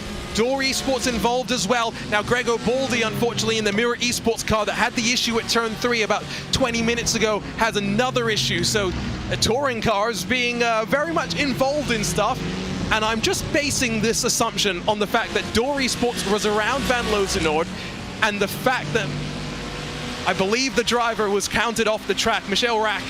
I'm pretty sure something happened amongst the two of them. Ewan O'Leary confirming no damage for Van Lozenord. And talk us through this, Lewis. Yeah, it was Arnage. It was Arnage. I can't believe he did Morris Lerner like that. Unacceptable. But yeah, Arnage just getting into the side a little bit. That one, I kind of understand what Arnage was doing. But yeah, there's another. So basically doored him straight off. It would have been great if it was a Durden straight off the track, but nope, that's fine. It is what it is. Again, there's a little bit of contact. No harm, no super harm. It's just cost him 3.5 seconds. And word is that apologies have already gone out from Arnage to RAG. Not a big surprise there. And I'm sure that the Van Lozenord, as someone who's usually, I'm assuming in the faster class, because as an open wheel specialist, if he does endurance racing, he's probably doing it in a prototype. This is probably his first competitive experience of having to deal with the faster class, trying to work his way past him. We've chatted about it quite a bit, as we can see on board here with Dion Fiallo at the moment. What is that headphone angle? I said, like, the weirdest VR. I'm really. I sometimes, like, part of me when I watch other people do this, when like a camera comes on and they start judging. I'm like, no, you can't judge someone like that. But there is something when you're in the commentary booth where you just see, you're like, what is that? Oh my, that is get you. It's just, you just can't help it. It's just it's just like this inner fire. But I have no idea why he's like that. Yes, we'll try and maybe he's got perfect hair. Ooh, and he's trying not to mess it up. Doesn't want to ruin it. I think we should do commentary. We should do our commentary like we're getting word in our ear is aerodynamics from our broadcast director, Hugo Luis. That is very good. That is very good. So, of course, there's a story around this partnership. Of course, CrowdStrike Racing, long-time supporters of motorsport, but to run this car, they partnered up with SRC Movano Corsa, a well-known team, but partially the amalgamation of two sim racing Italian teams that came together to form, I think, what many will think the biggest Italian sim racing team. Lewis McLean is trying the Dion Fiat, by the way. It's not comfortable. I said this headset is definitely slipping off my ears. I'm not about this. Unfortunately, Lewis and I, we're not next to each other, but we can see each other, which is making this a lot more fun. But Dion left Movano to join Veloce as Veloce jumped back in to the iRacing scene a couple of months ago. But with Veloce not being a part of this series and CrowdStrike / Movano needing a driver, the obvious call was someone they knew was quick and someone they trusted to push the limits, and Dion is probably the best person for the job. Which I think shows, the don't burn bridges. If you're a part of a team and you want to leave the team, don't burn bridges. And we see this time again as Mirror Esports having a big slide through the first corner as a couple of those GTDs were coming through there in this very, very tight battle. You've got Urano in there, you've got MSI, you've got one of the Monaco Esports, and you've also got Redline in there. It's a big slide through the first corner there for Gogo Baldi. But yeah, don't burn bridges when you're leaving teams. Keep that open, because if there is mutual respect, later on some opportunities might come about. You might want to rejoin the squad for whatever reason. Is that one of the full send cars that's completely backwards? Could this be our first safety car? It's stopped on the exit of T5. It's Oliver Ackerman in, yes, the 185, the only remaining full send racing entry in this, the Honda Civic Type R. He is still trying, I believe, to get back up to speed. He's back with four wheels on the tarmac, but how damaged is this car? There was a moment there as Semper Racing was unsure which way the train of GTDs was going to go. Down the hill they go with MSI hunting down. I tell you what, MSI are now the ones who are quietly working their way forward the most. +9, and we know Salva Talent is quick. And despite losing Alejandro Sanchez, 18 months ago, MSI Esports continues to still be in the thick of the fighting. Oh, no, I'm still, every time I see an MSI Esports car moving forward, like, oh, here comes Alejandro's. No, it's not. Yep. No, it's Salva Talent. He's doing a great job. I think it was straight around the outside of T1. Never mind. Salva Talent. I was just about to go waffling on about someone else. What a move by Salva Talent. He's got the outside over T3. So this one might be a little bit too much. Laubish with the inside line, but still, somehow Salva Talent comes out on top. That was two absolutely world-class moves. We've had another car off the track and another touring car off the track, to be specific. It is the pole position winner after Pure Sins punched their way to the front and then had the 10-second penalty immediately to serve. Konstantin Stolzenberg, I think, has been escorted wide at turn number 3, but what a move that was. Here we'll go. We'll get a look first at what happened with Full Send Racing as they... Now BS naughty. Turner running in second. I would assume that at the very least, Race Control's going to take a look at that one. Yeah, that is a slam dunk penalty in my book. Yeah, no, I don't like that at all. It's easy to make those mistakes, sure, when you're going through lap traffic and whatnot. But yeah, that to me, it's not even into a corner. It's not a dive bomb. It's not anything. From what I could see, the full send car didn't move, which means the BS Turner car basically drove into the back of them. So yeah, solid no. And let's head back down to pit lane to get the report from what the team is saying about that Full Send Racing Honda. Ewan O'Leary, what are they saying? Yeah, the immediate reaction, I'm afraid, from Oliver Ackerman was that this car is absolutely toast. It's obviously his spotter there reassuring him a little bit that they're not out of it yet. They can get some full service, get back in the race at least. But, I mean, just looking at that damage there, it is pretty bad. And not great news for them. Big repairs there. Just a word on the number 90 as well. We're on the subject of damage. We spoke a little bit about the rear end damage. The diffuser's bent a little bit, so's the bumper. It is costing them a couple of kilometres an hour down the straight. They were 3 wide for a moment through turn 6. It will be the Urano 91 that holds on for the time being. Behind him, it is Monaco's Jaden Ladick and Team Redline's Gianni Vecchio that will squabble and try and work through. I wonder if the 91 is struggling with a little similar damage, because they seem a little down on top end grunt as well. Here comes the prancing horse down the inside, almost with a push from Gianni Vecchio. Urano car trying to defend under the brakes will convert the inside for the second part of the chicane. Vecchio now tries to get past Ladic as they dive down to the final corner. Yeah, it's going to be brave into that final one with a tighter line. It should be easily flat, though, still in the GTD category, and that was certainly done so. But Gianni Vecchio moves his way up a single spot through all of that. Like I said, just picking up the pieces. How crazy that, though, that you kind of sat there at this point of the race. You're thinking, you're over 20 seconds off. We're approaching 1 hour into such a competitive field. And you're 20 seconds off the racing. That does not mean it's done. Not by any stretch of the imagination. Trust me, drama is on the horizon. It always is, but still. And we're only about 7 minutes away from getting our pit stop window open for both classes. touring cars, limited to about 66% of their fuel capacity. So the 90-minute windows that the drivers might be more accustomed to shortened down to just an hour. Makes it a little bit more difficult, of course, when it comes to planning, when it adds to the strategy element. Of course, the GTDs typically will go at most about an hour. The question will be, who has saved the most in this traffic, Lewis? Because you really want to try and do that. Yeah, and it's kind of not, again, it's not easy. You've got to, the most important thing, we say it time and time again when it comes to traffic management, is you've got to read the road ahead. Meanwhile, Gianni Vecchio is reading the road directly ahead, trying to get past the Urano Esports car almost immediately at the moment. Nicholas Laubish going backwards just ever so slightly, but as he's opened up the door, Jaden Ladic is trying to find his way back through in all of this. Got a couple of the touring cars to navigate as they head back into the first corner. Urano hanging on to the spot for now, but I think the Monaco Esports car might have a bit of an undercut to come back down the inside as they head up towards T3. No switch just yet, but there's a lot of pressure in this fight, and every time I see it when they get through traffic, I'm getting concerned. And that's Johan Harth, who's just casually, just sitting there in contention now for a top 6 finish. I love Johan Harth. What a lad. What a lad, and I tell you, he is racing from the Apex Racing team facility in Corby. For most of the year, he has been racing from home in France, has finally been able to go over there and will be bouncing back and forth between home base and the Corby home of the Apex Racing team. Of course, they had their open house just, 2-3 weeks ago. Open doors to the public. You could head down, see the rigs that the drivers compete with, including here today.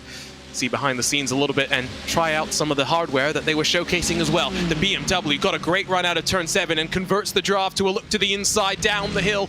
Vecchio can't overcommit on the brakes, and actually is willing to try and pinch the Urano car a little bit more, uses all the track on offer, and then 3 wide under the bridge. Urano loses 2 and dives to pit lane, signaling the pit window is well and truly open. Yeah, 5 minutes early, so they're splitting this slightly more evenly across. They're taking 5 minutes off of the hour stint, so dropping it back to a 55-minute stint, which shouldn't be too much of a problem. I would assume that Laubish is probably going to stay in the car and do a double stint now before handing over to his teammate to do the final hour of this race. This one would expect to be slightly shorter, but again, remember, there's not going to be any... Oh, no, there was a driver switch. Never mind. Cancel that one.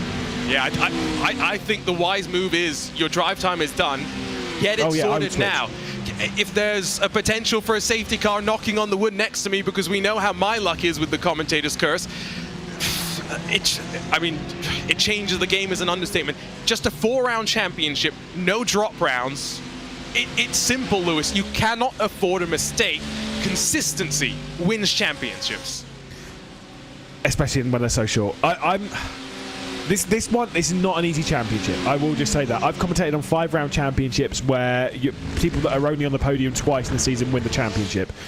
Consistency is key in a championship like this, but that's not consistent podiums. Honestly, Urano down, sorry.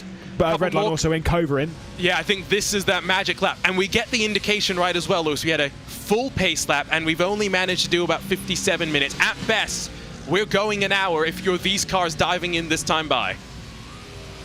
I still feel... I don't know about you. I feel this is too early. I agree. That's my point. Yeah, I'm still feeling this is too early. I want to go to the hour.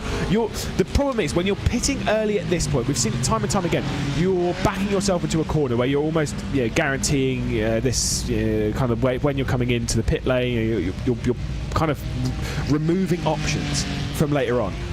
What if a safety car comes out? And if it comes out genuinely like 2 minutes after your pit stop, this is the moment that you will think back to thinking, oh my God, if we'd have just gone to the end of the fuel tank and then gone back out, we would have been ace for this safety car. I know you can't predict any of that stuff, but you've got to leave the options open. But we're the idiots in the commentary booth. Here we go. So I think I was about to say it and then I got interrupted. Word from a couple of teams as they were thinking left side tires only, but Gianni Vecchio, after the struggle in qualifying and still searching for cracked position, has elected to take no tires. So will Brabham Esports in their McLaren, trying to work their way forward. These are the gambles that define a series with safety cars. Oh yeah, big time, big time, big time. I will say, look at the likelihood of a safety car coming into the event, we'd be like, boom, it's like 99%. However, we've seen some pretty sizable crashes. We've seen the cars getting back going again to bring it back round to pit lane, so fair enough. And crucially, the Porsches have the best fuel mileage, Lewis, because we've got 3 of them going 1 lap longer than everyone except a McLaren and a Mercedes. And I will just say, by the way, Kieran Harrison, who started pulling away from Martin van Loozenorders, Mantenac gets back up into 3rd because Klopman's come in. This is back in the touring car category. I'm not waffling about GTDs, don't worry. And going completely crazy. Kieran Harrison, late in this stint, obviously fuels down a bit.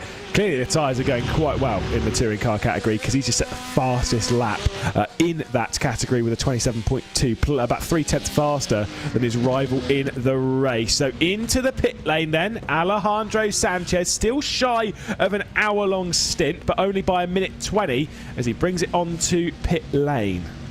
You'd assume Hearth Moon in the Apex and Team 75 Bernard by Sim RC Porsches would follow suit as well.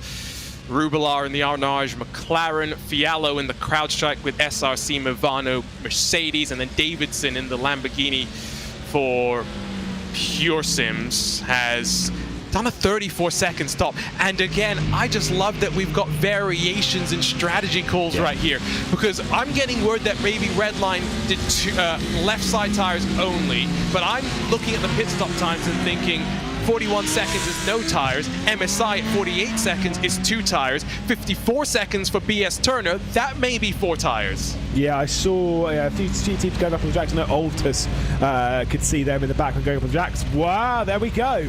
Alejandro Sanchez up onto the jacks. He's changing tyres. The thing is, let's be honest, Road Atlanta, despite there being a very nice back straight, this place is brutal on tyres. Well, we haven't talked about track conditions. It's relatively cool because we're racing basically with the real race dates from the 2022 Motul Petit Le Mans. So it's the, the start of the, end of the fall, start of the winter kind of a period. 36 degrees is the track temperature as we run right now, and it's only going to get cooler from this point forward. So the 98, 46.5 seconds in pit lane. Whoa. Whoa, That's a lot of smoke. Yeah, now was that just related to a car that's had issues being in pit lane, or was there something more to that? To complete the point, Sanchez 46.5 seconds in pit lane. I wonder if that is 4 tires and less fuel. For Team 75 Bernard by Sim RC, 32.8 seconds. That is a short stop and no tires. I think the same we can say for Pure Sims with 34 seconds. There is so much going on in strategy is basically what we're trying to say. Yeah, I'm trying to wonder, if you've taken 4 tyres and less fuel, does that mean that you're going to do 4 tyres on this stop, take the less fuel, pit with an hour to go, use this, like your second driver will step in and then do the next stint on, because then you're kind of trying to keep the fuel lower. I don't know. I mean, it's an interesting strategy. That's a good call. I hadn't thought about it, because in that way you're on fresher tyres with a lighter car for longer, rather than doing your second stint. Well, you're doing your 40-minute stint on an hour-old tyres. Yeah, I'll be honest, I have no clue what's going on, and this is where we are very grateful to have you and O'Leary and Lorenzo Bonda that can go and run around the virtual pit lane and get us that information. So now we're done with this first round of the Virtual Revolution. The 2022 Imsa Esports Michelin Global Championship, powered by VCO, has been caution-free so far. As I knock on wood, let's run you down through the highlights of hour 1 here at the Michelin Raceway Road Atlanta, because it's been crazy. I mean, just look at this chaos on the start. A couple of cars got penalties due to jumping the start and checking up, but after that it was really about this 2 wide, 2 deep battle through the chicane. A little bit later we'll talk about that one, but this was just the Urano Mercedes already with damage at the back after the contact on the start. fighting side by side with VS Turner. What a fight we had in the opening stages. And this was just as we started to deal with a little bit of the touring car traffic that would prove to be the story of the race so far. Into turn 3, you saw VS Turner run wide and taking advantage. It was Urano that ran 1 and 2 in the early stages of the race. This is, though, when we started to see just what the traffic was all going to be about. Turn 5, one of the key danger zones, and then showing the difficulty of pit lane entry. Triton Racing coming to serve a drive-through penalty. Made an absolute mess, and big contact they had to dive down once again. Plenty of dive bombs, but good moves as the 97, Johan Harth, went on the offense. After going around at turn 10, he knew he had plenty of work to do. And it's been 2 cars at the front of touring cars. 1 Honda, 1 Hyundai. It's SimRC versus Roman Grosjean Esports. As it stands right now, it's Corentin Gunez that has just jumped into the car and taken over from Kieran Harrison that leads in touring car, while at the front of the GTD class, it is the Apex Racing team, number 98 of Alejandro Sanchez, that runs 18.5 seconds clear of the rest of the field. It's hard to illustrate and to sum up just what a dominant run it's been so far for that 98, Lewis. Yeah, they've been. I mean, to be fair, they're continuing on with how they were in the of course, official iRacing Petit Le Mans. One of the, was it the final race in the VCA Grand Slam, or penultimate race in the VCA? Penultimate, wasn't it, in the VCA Grand Slam? I mean, they did an incredible job just basically running away from everyone in that race, and it seems as though they've gone, right, well, that was only a couple of weeks ago, let's copy and paste that performance, thank you very much. And now they lead by an astonishing 18.5 seconds. Coming into this race, I was guaranteeing we would have a trade for the lead at this point, because I thought everyone was just going to go on fuel saving, but clearly Apex like, no thanks, mate. No need to fuel save when the stints can be 55 minutes. No need to fuel save when you're just that fast at the end of the day either. It's the Williams Esports Razor car that gets past Brabham, who of course took advantage of a no-tire call to gain some track position as Daniel Lafuente has taken over from Carl Janssen. We've had the bevy of pit stop times. 32 seconds for Jamie Moon, the shortest in the GTD class. A couple of 41, 46, 50-second pit stops, and then 62 seconds, which is full service. So if you're following on with live timing, head over to timing71.org to follow using their data analysis tools as well. Very intriguing to break apart the race like that. But the reality is, we have no idea how it's going to go. The strategies will converge at the end, and we will figure out exactly who's on top. In touring car, SimRC and Corentin Gunez. I'm not sure if you caught exactly what happened here, Lewis, but Martin van Lozenoord is now 11 seconds off the lead as Florian Lebigre and Impulse's Chris Shorter fight side by side for third as the South African grabs the final step on the podium. I'm going to take a wild guess that it was something tyres related through the pit stop potentially. Whether they took 2 tyres, of course, the 2 tyres you change in a touring car, they ain't going to be left or right. It's going to be the fronts. You don't want to change the rears. You just want to change the fronts. It saves you a bit of time as we've got some side-by-side. Impulse racing around the outside. I think they're on slightly more worn tyres as R8D potentially took those fronts as they've got to work past some of the cars that might be struggling a little bit more. I kind of get it. It's a bold call though, because the thing is he's changing the front tyres. I was talking about this before we went live with yourself and Ewan O'Leary, is that when you got rear tyres that are worn, but more importantly than they're worn, they're warm. They have got a bit of extra grip, which means that when you change the front tyres, your front tyres are cold. They've got to come up to temperature. You turn into somewhere like turn 5, turn 6, turn 7. The front end will not grip because the rear's gripping to the road so much. It's counteracting essentially what the front's doing. It means you've got to deal with Bo Team at boat face for a couple of laps before those fronts come up to temp.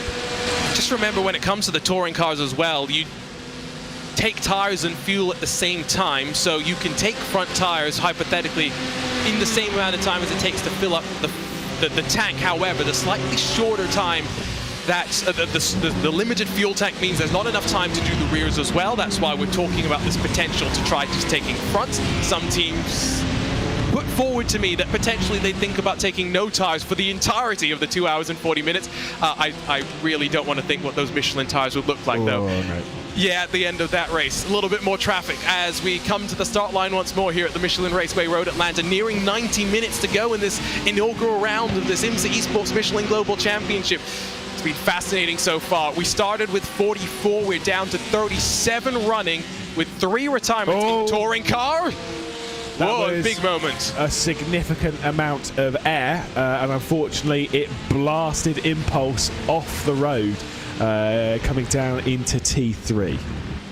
I'll let you continue on with your point, don't worry. No, they'll lose, and now they will have to defend because Arnage Competition and Carlos Diguez will be right behind them. But to be fair, I've forgotten what my point was because that was quite a notable moment. Yeah, it really was. Nice number on this car. They've clearly chosen the correct number to be displayed. Got to throw him under the bus, but that's a solid F for MSI. That's a mistake I'm sure quite a few have made in their time. We've been through this with iRacing and selecting the wrong number and it just appears in the wrong place, but each their own. Some people... No, I'm not going to say it otherwise. Yeah, no, you got to be careful here. MSI will hate me. I do like MSI quite a lot. You got to be careful as well because MSI is a bit of a moment there as MSI thought about a feint to the inside down through the final corner. MSI is I think the only team which is actually sponsored by our friends at Michelin, so be careful is all I will say. Around the outside once again, the red line blue car just loves that move. Gianni Vecchio works his way up to 4th, and remember he started down in 13th position. Yeah, it's going to be a bit of a mistake though, as running out a little bit wide goes the MSI Esports car.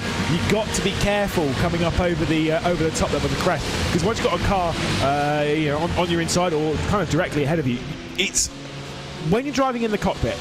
I'm sure most of us that have raced around Road Atlanta at some point, when you're driving within the cockpit, turn 3 is horrible. I love it when you get it right. Oh my god, what a great corner! It opens up such a good section, and then you don't nail it most of the time when you're regulars like me. It's tough. Lewis, do you have any interest in an engineering job? No. Okay, because Jimmy Antunes from Arnage is apparently listening and thinks you might have the makings of a race engineer. I don't know what he's listening to because clearly it's different to what I've listening to. I appreciate it greatly. I've done some race engineering before and it doesn't go well. It's so... We have the best job, we have the easiest job in the world. We're sitting down, to be fair, we're just literally looking at what our producer Hugo Luis is sending us and we're talking about it. Well, take if the GTD strategy is kind of like what I was saying earlier, but like if some people have done a lighter tank but 4 tyres, so they're on the lighter tank for longer on those fresher tyres, that's a gigabrain strategy that I definitely wouldn't have come up with. Like I'm literally just thinking about this as we're going, being like, what would they have done in this scenario with the tyre? I couldn't come up with that. For me, it's literally just like fuel it up and go to the end of the spin and just drive quickly. That's fine. Great race engineer. Getting word from race control, some of these drivers have to be a little bit careful. They are pushing the limits of the track too much. Race control can only take so much before they'll dish out a penalty, and yeah, you don't want to be incurring the wrath of the race control overlords. We'll hit 90 minutes to go then. It is a big margin that we see at both of the front of the classes. Sanchez, 20 seconds clear of Jamie Moon for GTD, with Apex Racing and Team 75 combining to make it a Porsche 1 and 2 with 4 Porsches inside the top 6. They have very much come on strong, but partially that is related to the strategy course. Meanwhile, in touring car, it is the Hyundai Elantra of Sim RC, the 176 with Corentin Guinez now behind the wheel after taking over, I believe, that machine that runs now in front of Martin van Lozenoord. 13 seconds the gap there with RAG 2nd and 3rd. Somewhere Romain Grosjean is going to be watching and smiling because he's pretty invested in his esports team. Yeah, we've heard before from the RAG camp, and when I did the Predator Cup with RAG not that long ago in the year, Romain Grosjean, he's not a kind of like a token to the team where it's kind of like, oh yeah, well, we'll run the team under your name, and then maybe you kind of step in for the odd bit of like press or whatever every now and then. No. He is on with the team, not quite every day, but certainly at least every week. He's a busy man, but at least every week he is jumping on with the team. He's having a chat with the team, and I promise you, he is paying attention to what the team does, which I like, because if the team, it's his name, it's his brand. Right? If the team are dangerous, bad, they're at the back, but they're causing incidents or anything like that, that's his name. That's kind of that he's trusting with these drivers. They're racing under his name, under his banner, and I love that he is so hands-on with it. And it makes it, I think, even more significant to some degree that Max Verstappen is equally hands-on with Team Redline, as there goes Haas firing it down the inside of Salva Talent. And now we get the battle between Gianni Vecchio and Johan Hart. Apex Racing versus Team Redline. We have seen this so many times in not just iRacing competition, but across the sim racing world, courtesy of your VCO Esports Racing League. To go back to the point on Verstappen, though, for a moment, Lewis, I mean, yes, now the cars have Verstappen's name on the side with the Verstappen.com and the Red Bull Energy branding. However, he's, you know, it's not technically his team. Team Redline is a well-established, known sim racing entity. And Max Verstappen, between Formula One race weekends, I mean, even during a Formula One race weekend, will be on voice chat with the boys, you know, break out a controller so he can come and do iRacing. And I'm just saying, Max, if you're watching, I am challenging you. We have 3 more races this year. Jump in. We want to see you on track. Too right, absolutely. And we know that he does love a good bit of sim racing. He is frequently on it, like I say, very deeply invested within the Team Redline. Let's see if there's going to be the defensive move from Gianni Vecchio. Johan Hart trying to pick up yet another spot on the Team Redline car that we've been speaking about, going for the up and under out of the chicane. Vecchio with the defensive move, 2 wheels onto the grass from Johan Hart. Wow, that was a big bit of defence. As like you say, I'm sure Max Verstappen's keeping an eye on all this. Like I said, David Brabham as well. Mike Yao pointing that out in chat. Another one who's very invested in sim racing with the Brabham Esports team. And I've seen the WhatsApp group. He is chatting to them every day, making sure they're in line. Yeah, no, and maybe sometime we can chat with David himself in one of our pre-shows. Here's the look on board with Gianni Vecchio. I don't think, Johnny, you need that handbrake so much, although I'm sure that was more just for the sponsors. Johnny's just coming back from a quick holiday. He was in, I think, sunny Spain. Only landed on Friday night, but, you know, sitting by the beach and enjoying some sun. I'm sure that's the same as sitting at the rig and doing the practice. I mean, yeah, I don't know. It's something. there is that. You know, I say sometimes you got to relax. You got to go away from things every now and then. Especially with how busy our sim racing calendar is. This is like, you know, having a chat with some real motorsport managers and whatnot, and I was chatting to them about like taking part in some esports stuff, and they're like, oh no, absolutely not. But, like, we've had a very busy year to then jump in to do some more. It's like, oh god, the esports calendar is absolutely rammed. And Johan Hart, wow, around the outside like that, what a send! And even with a wiggle on exit, he will lock down that position and back up into 4th for Johan Hart.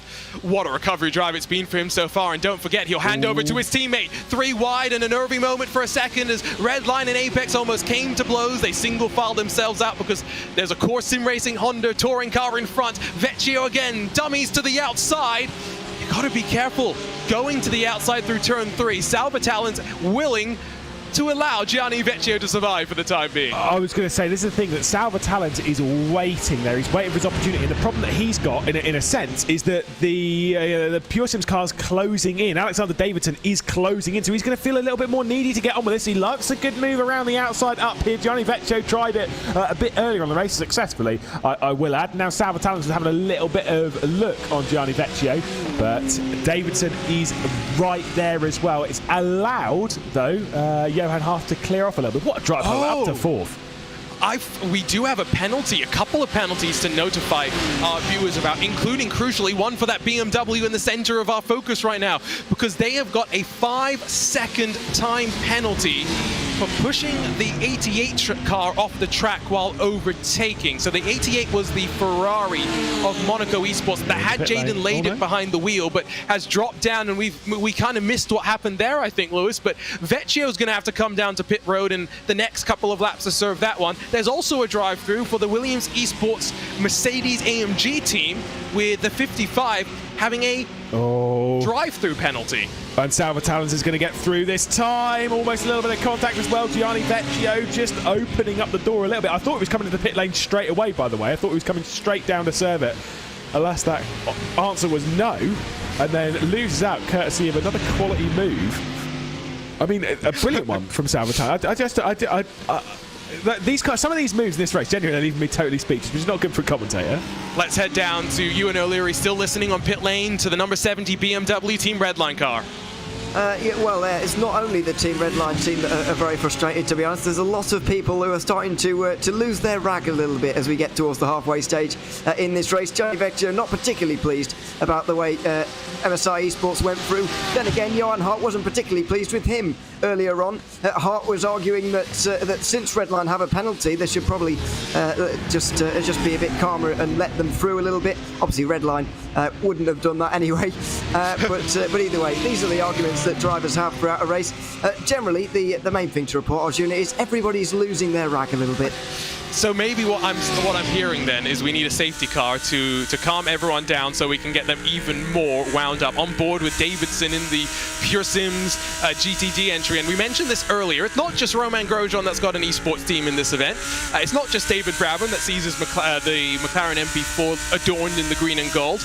But Ash Sutton, the multi-time British touring car champion, will be watching on and cheering not just in GTD, but of course in touring car as well, as Arnage competition gets completely bullied off the road at turn 5. And you can see what Davidson thought of that one. Yeah, that's freebie a bit of traffic that he doesn't have to deal with. Like you said, Ash Sutton. Yeah, well, there's a lot of real racing drivers and whatnot that push the sim racing. And it'll become more and more, especially with the younger audience moving forward in the world of motorsport. As they move forward, they'll want to push their own brand forward. Ash Sutton being one of those. Remember when he came into British touring cars and seeing him race towards the front and then taking his first championship back in 2017. Missed up the opportunity of taking a championship this year after some issues. And very brave racing. I was there at Brands Hatch when he unfortunately didn't win. Tom Ingram taking that one. Yeah, no, I get to go around and watch all this stuff. I don't meet any of the drivers. I'm terrified of them. Shame on you. Here we go. Down the hill once more. Not? Gianni Vecchio is still not come down pit lane, is he? Sorry, I'm just trying to figure out when he's going to have to come and serve that penalty, because he should have had to serve it already, based on what I saw from when Race Control posted it. So maybe there's more going on behind the scenes. We'll see if we can get Race Control to give us an update on that. Let's ride around for a lap here at the Michelin Raceway Road Atlanta with this Lamborghini Huracan Evo. Davidson recognizes that down through the S's, you can't do much. The touring cars will run their line. It's about this, the exit of turn 5, where you hug to the inside, you jump onto the loud pedal, and you run down into the cambered in turn 6, where you'll try and carry in a little bit more speed, but the traffic just not working out for the Pearsons number 16. Davidson sets it up beautifully out of turn 6, and then the crucial turn 7, tighter than 90 degrees, get on the power, maximize the track, and now breathe for a moment, because this is the only opportunity you'll get to do so.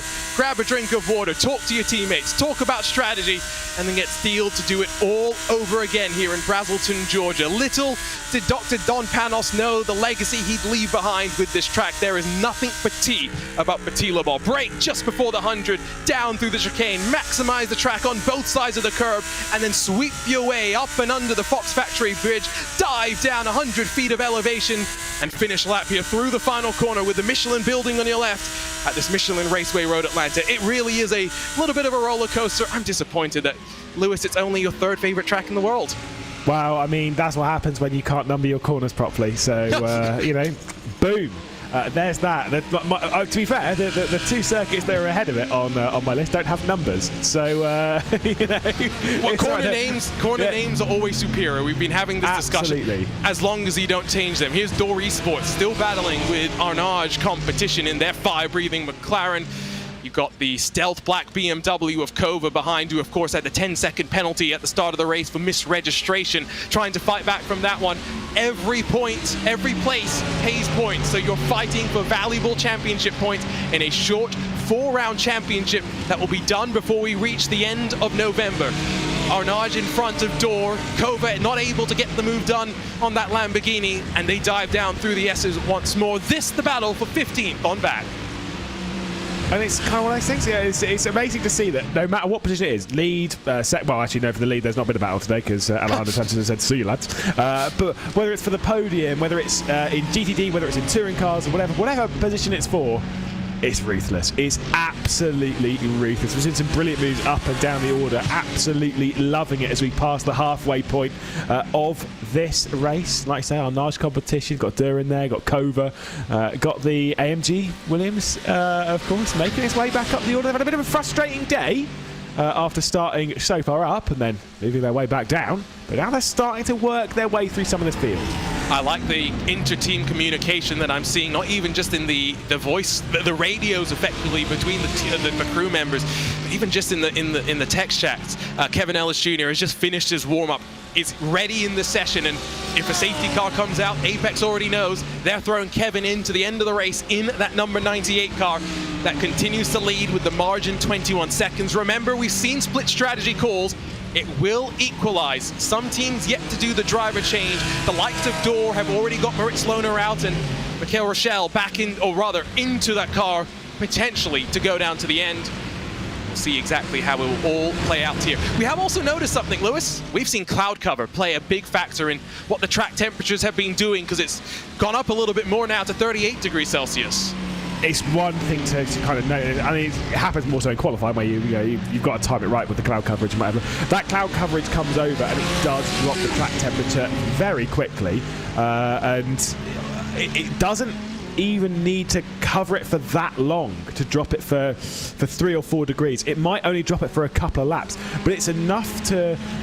Even that period, it's enough to think, okay, I can use this to look after the tyres.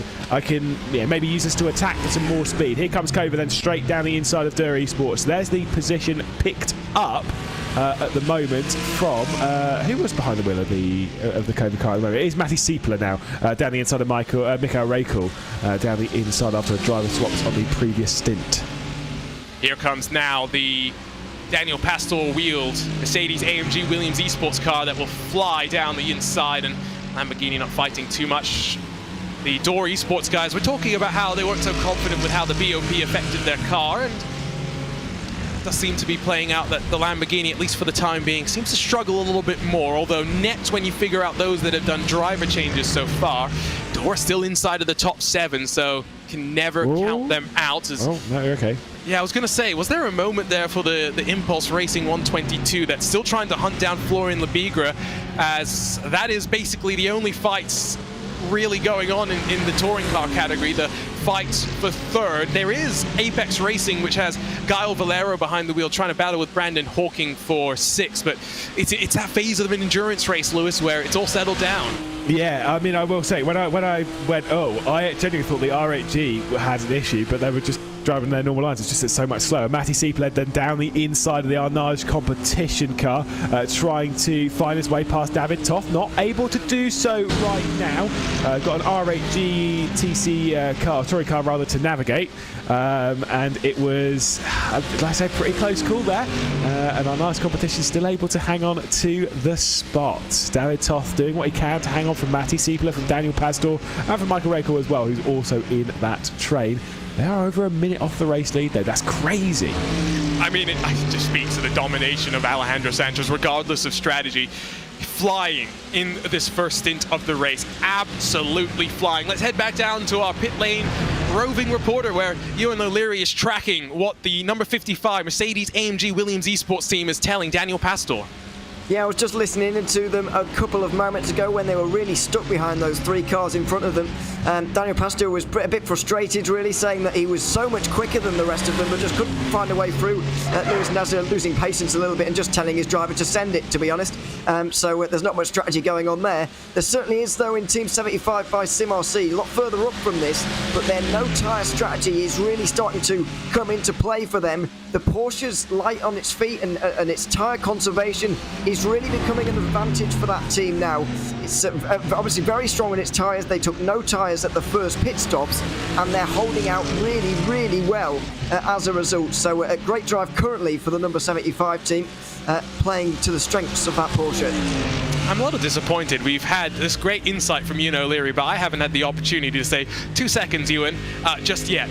We will get that chance. I have no doubt about that. On board with Daniel Pastor. I mentioned at the start, Pastor sharing the car with Luis Nazar, former teammates at Urano Esports, then moved over to Williams together and have been very much at the forefront of the GT3/GTD program for Williams. And let's be real here, Lewis.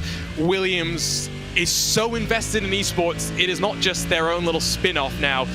Williams Esports accompanies the real team basically everywhere they go as Kova down the inside will get past Arnage. Yeah, I've seen a lot of their their tweets and whatnot, and how much they've been pushing, how much they've sent a lot of their drivers around the world to come and have a look at the world of motorsport. I remember when Williams Esports first jumped into sim racing. It was back in 2018. It was at the first event they did, and it was not a good one.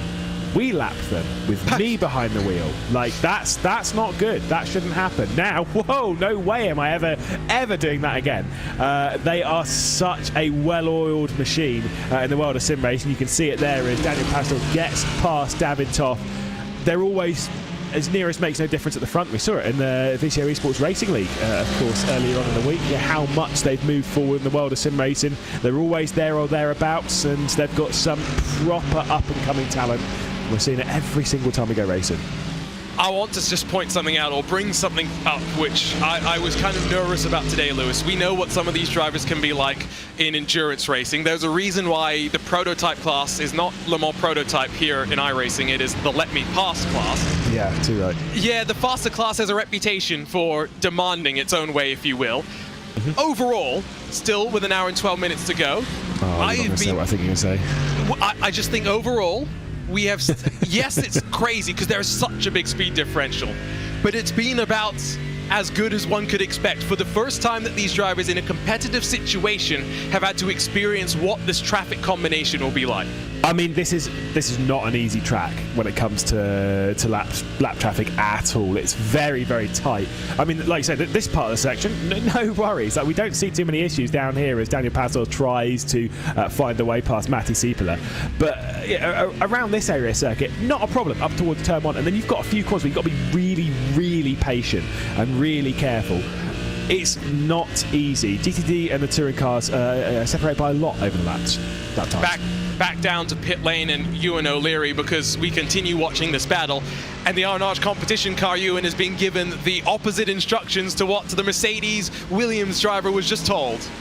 Yeah, absolutely. Lorenzo Bonda also doing a lot of work behind the scenes. He was listening into Arnage there, yeah, he was instructed basically to just let the 55 go. I think that's the sensible choice, really. Was just looking at some pit stop times, actually, and the 55 Williams Mercedes had one of the longest stops or longest times down on pit lane of anybody in the field, and that includes those who have had long damage repairs today. So that sort of explains why they are so quick and they are so far down the order, all at the same time. But yeah, all very sensible at Arnage at the moment, and definitely the right call from them there as well. Great to have Ewan O'Leary assisted by Lorenzo Bonda down on pit lane. First time we've tried anything like this, and I got to say it's a success. Let us know what you think. And on social media, on the broadcast chats, just let us know who you're cheering for, where you're cheering from, what you're looking forward to for the future of Imsa Esports. My name is Arjuna Kangipati, of course, in the RaceBot TV commentary booth alongside with Lewis McLeod, Leary, Lorenzo Bonda, pit lane, and Hugo Luis by himself behind the scenes, working like a madman to make us look good and, let's be real, us sound smart as well. Lewis, I did see a comment from a good friend of yours, Dennis Lind, when we were talking about your potential to be a race engineer. He thinks you've got potential. However, we always say never trust a commentator's math. He'll go even further. He doesn't want to even give you a calculator. Oh, so I have to do it all in my head? Yes. I mean, I love Dennis a lot, but no. I'm not very good at mental maths. I like my spreadsheets. Thank you very much. I don't know if you've seen any of my point spreadsheets and whatnot, but I love a good spreadsheet. It's just seeing all the data and stuff there. I mean, from that side of view, that's more of an engineering thing, but it's more about stats and numbers rather than actually important things. We've seen the big book of BS that you brought out to the Virtual Le Mans series. On board with Chris Shorter, the South African. You can see how dark he likes his sim racing room. See the widescreen, ultra-wide triple screens that are wrapped around him. It's just enclosing him in this racing environment. Still hunting down Florian Labigra. This is the closest battle, by the way, in touring car. Apex have gotten past the CrowdStrike racing car in the battle for 6 and are starting to pull away, and there are some big separations. Don't rule out, though, for the Honda Racing HPD 193 and for the Mirror Esports 107. If we get a safety car, we have pass-arounds just like in the real world. So if you're a lap down, you're not out of the equation by any means, and we still have 17 minutes to go. bringing up the safety car. We haven't had to talk about it too much yet because we just haven't had one, Lewis, but as Jamie Moon and Reina Talvar battle for second spot in the GTD class, we also mirror not just the safety car wave around process, but the shortened safety car period as well. So if we get a safety car in the final 30 minutes, it's all bets are off because any expectations about how things would work are out the window. Yeah, it's like I say, I mean, at this point, as we see Ev dive straight down the inside, wow, that is a proper send from Shorter. He does get down the inside of Lebriga, but Lebriga is going to hang on. That was a proper send. I did not think that was going to happen from Impulse. I thought he was going to miss the corner straight away. Got Mirror Esports lap down directly behind them, but super stuff. A little bit of the curb usage as well from the R8G man of Lebriga, but Shorter to the outside into that first corner. Going to try and dive it in, going to try and leave it around the outside, but might get squeezed off. Touring cars going around the side-by-side through T1's not normally the best idea. They don't tend to have the grip to be able to do it. Again, they'll fight Mirror Esports in the popcorn seat. Chris Shorter will get it done on the run to the S's. If anyone needs an explanation for why touring cars are so great, you don't need 50 of them. You just need 2 similarly placed, and they will put on a show. Now, I have no doubt these 2 will fight to the end. However, I think these 2, Lewis, are 2 drivers who owe us a driver change. So we will see their teammates jump in. As Reina Talvar has dropped to 4th, Johan Harth is back on the podium. Yeah, I'm not sure how Johan Harth's done it, if I'm perfectly honest. I mean, just outside of just ridiculous speed. Could we see it back as being an Apex Racing Team 1 and 2? Johan Harth is putting the case over the team to be like, yeah, come on. Although I would feel bad. Again, teammates-wise, I always say this kind of stuff. When your teammates with a driver like that, of course, it's Jamie Fluke alongside, who's plenty fast enough. But still, Johan Harth, you've done a great stint. Jamie Fluke jumps in and thinks, let's not mess this up. let's not bin this, like trying to get past some of the touring cars. It's more pressure, yeah. Here's the move. Reina Talvar not even fighting. Phil Denez will jump into that BMW M4 GT3, the 96, to round out this race. So, there's 2 things which are playing a factor in making this so different from an iRacing special event. One, yes, live race control safety cars. It's something we can't have. We had 16,000 people for the 2022 iRacing Daytona 24.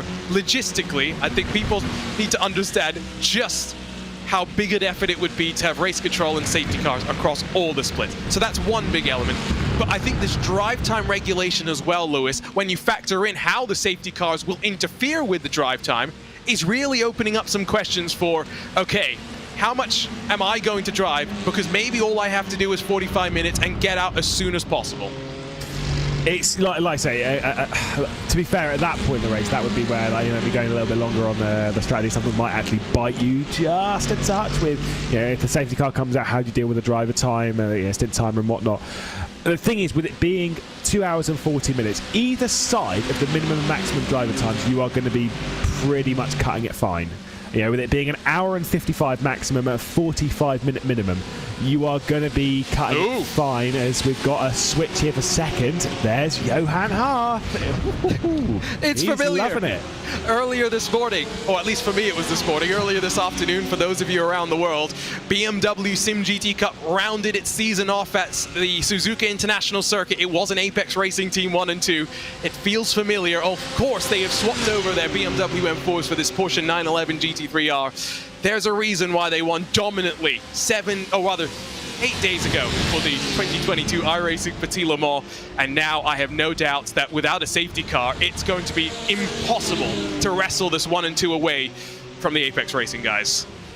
And they've got used to this Porsche quite a bit, to be perfectly honest. Like you said, we don't have any of that, any of those Porsche Commanders. Yeah, again, disappointed, whatever.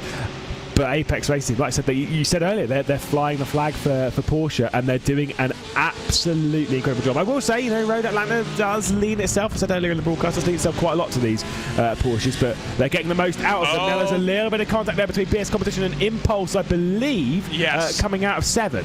Chris Shorter was very much just pushed wide. There's no 2 cents about it. There was nothing he could do in that situation. Remember, front-wheel drive are these touring cars, so when you're trying to get on the power, you need to already be turned and pointed where you want to go, and so I think Race Control will take a look at that, and potentially there is the long hand of Race Control coming down to this. Head down to pit lane, and let's head down to Ewan O'Leary, who was listening in with Impulse and listening to the South African Chris Shorter.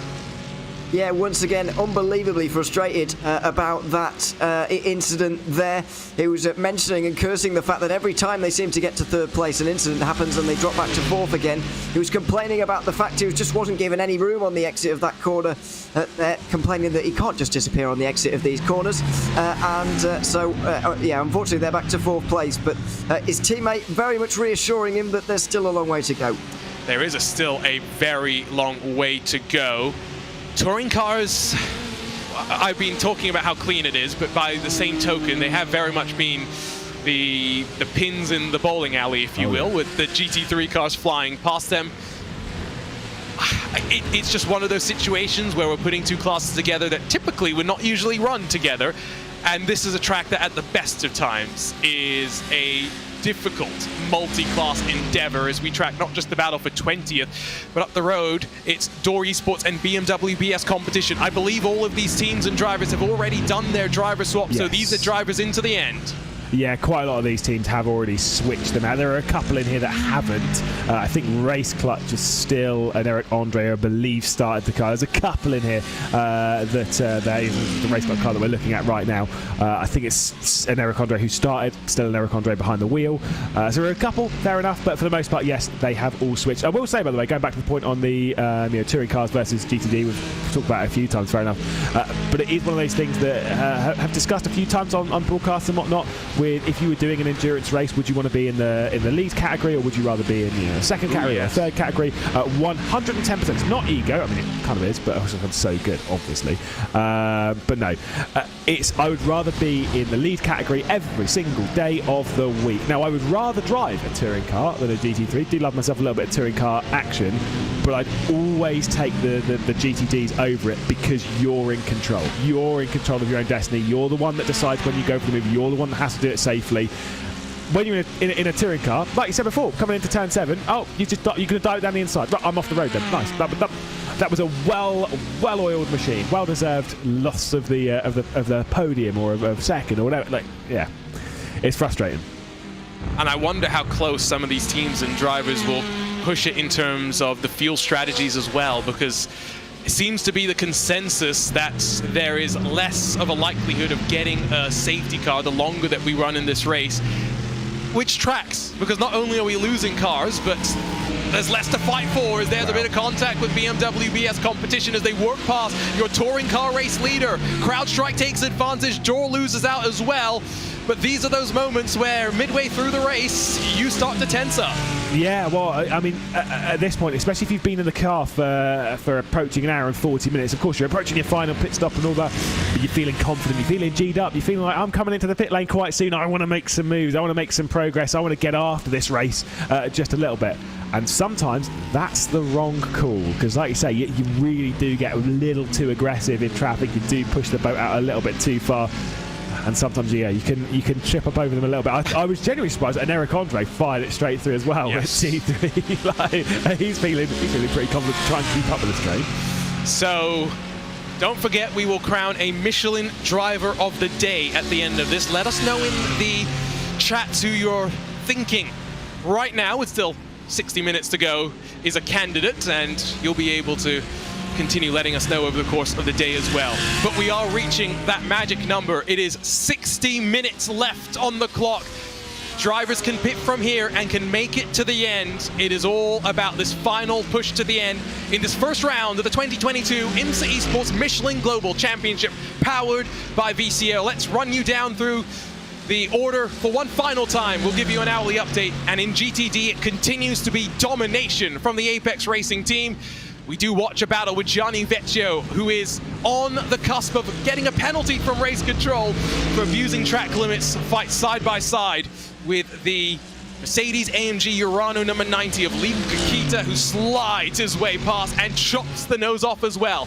But Apex Racing team leading 1 and 2. Johan Haas still chased down by Rainer Talvar and the BS Plus Turner number 96, with 2 Porsches and a BMW on the podium as it runs right now. with split calls on strategy, not just with fuels and tires, but also when it came to driver calls.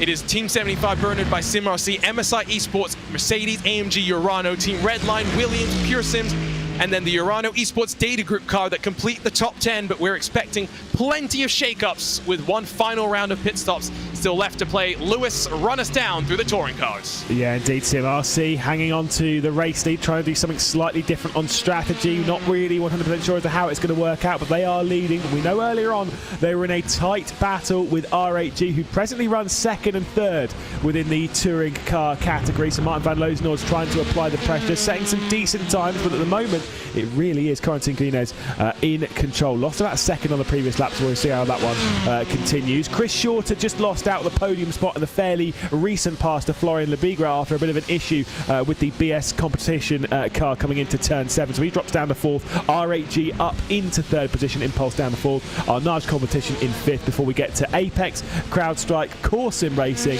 and the Semper Racing car. Just seen there might have been, oh there we go, it's into the pit lane for Martin van Loozenord. Yep, and he is also followed in by Gianni Vecchio, who, like I said, is on his last warning by race control. So even though Vecchio will get out and be replaced by Josh Thompson, who is the replacement driver for Luke Bennett today, all teams had to nominate 2 full season drivers and get 2 Joker replacements as well. Redline already using one of their 2 as the pit stop window opens. We don't expect these Porsches to come in anytime soon. Of course, the Apex Racing team were able to stretch it the longest of them all. This is just about pushing as Alejandro Sanchez does what is his fastest lap of the race with a 1:17.002. It is also the fastest lap of the race. And I mean, Lewis, if the Michelin tires that he's been running have degraded any bit, we're not seeing that in terms of lap time. No, like I say, well in control. I mean, this is the kind of circuit. There are some circuits where you can't really look after the tyres that much, right?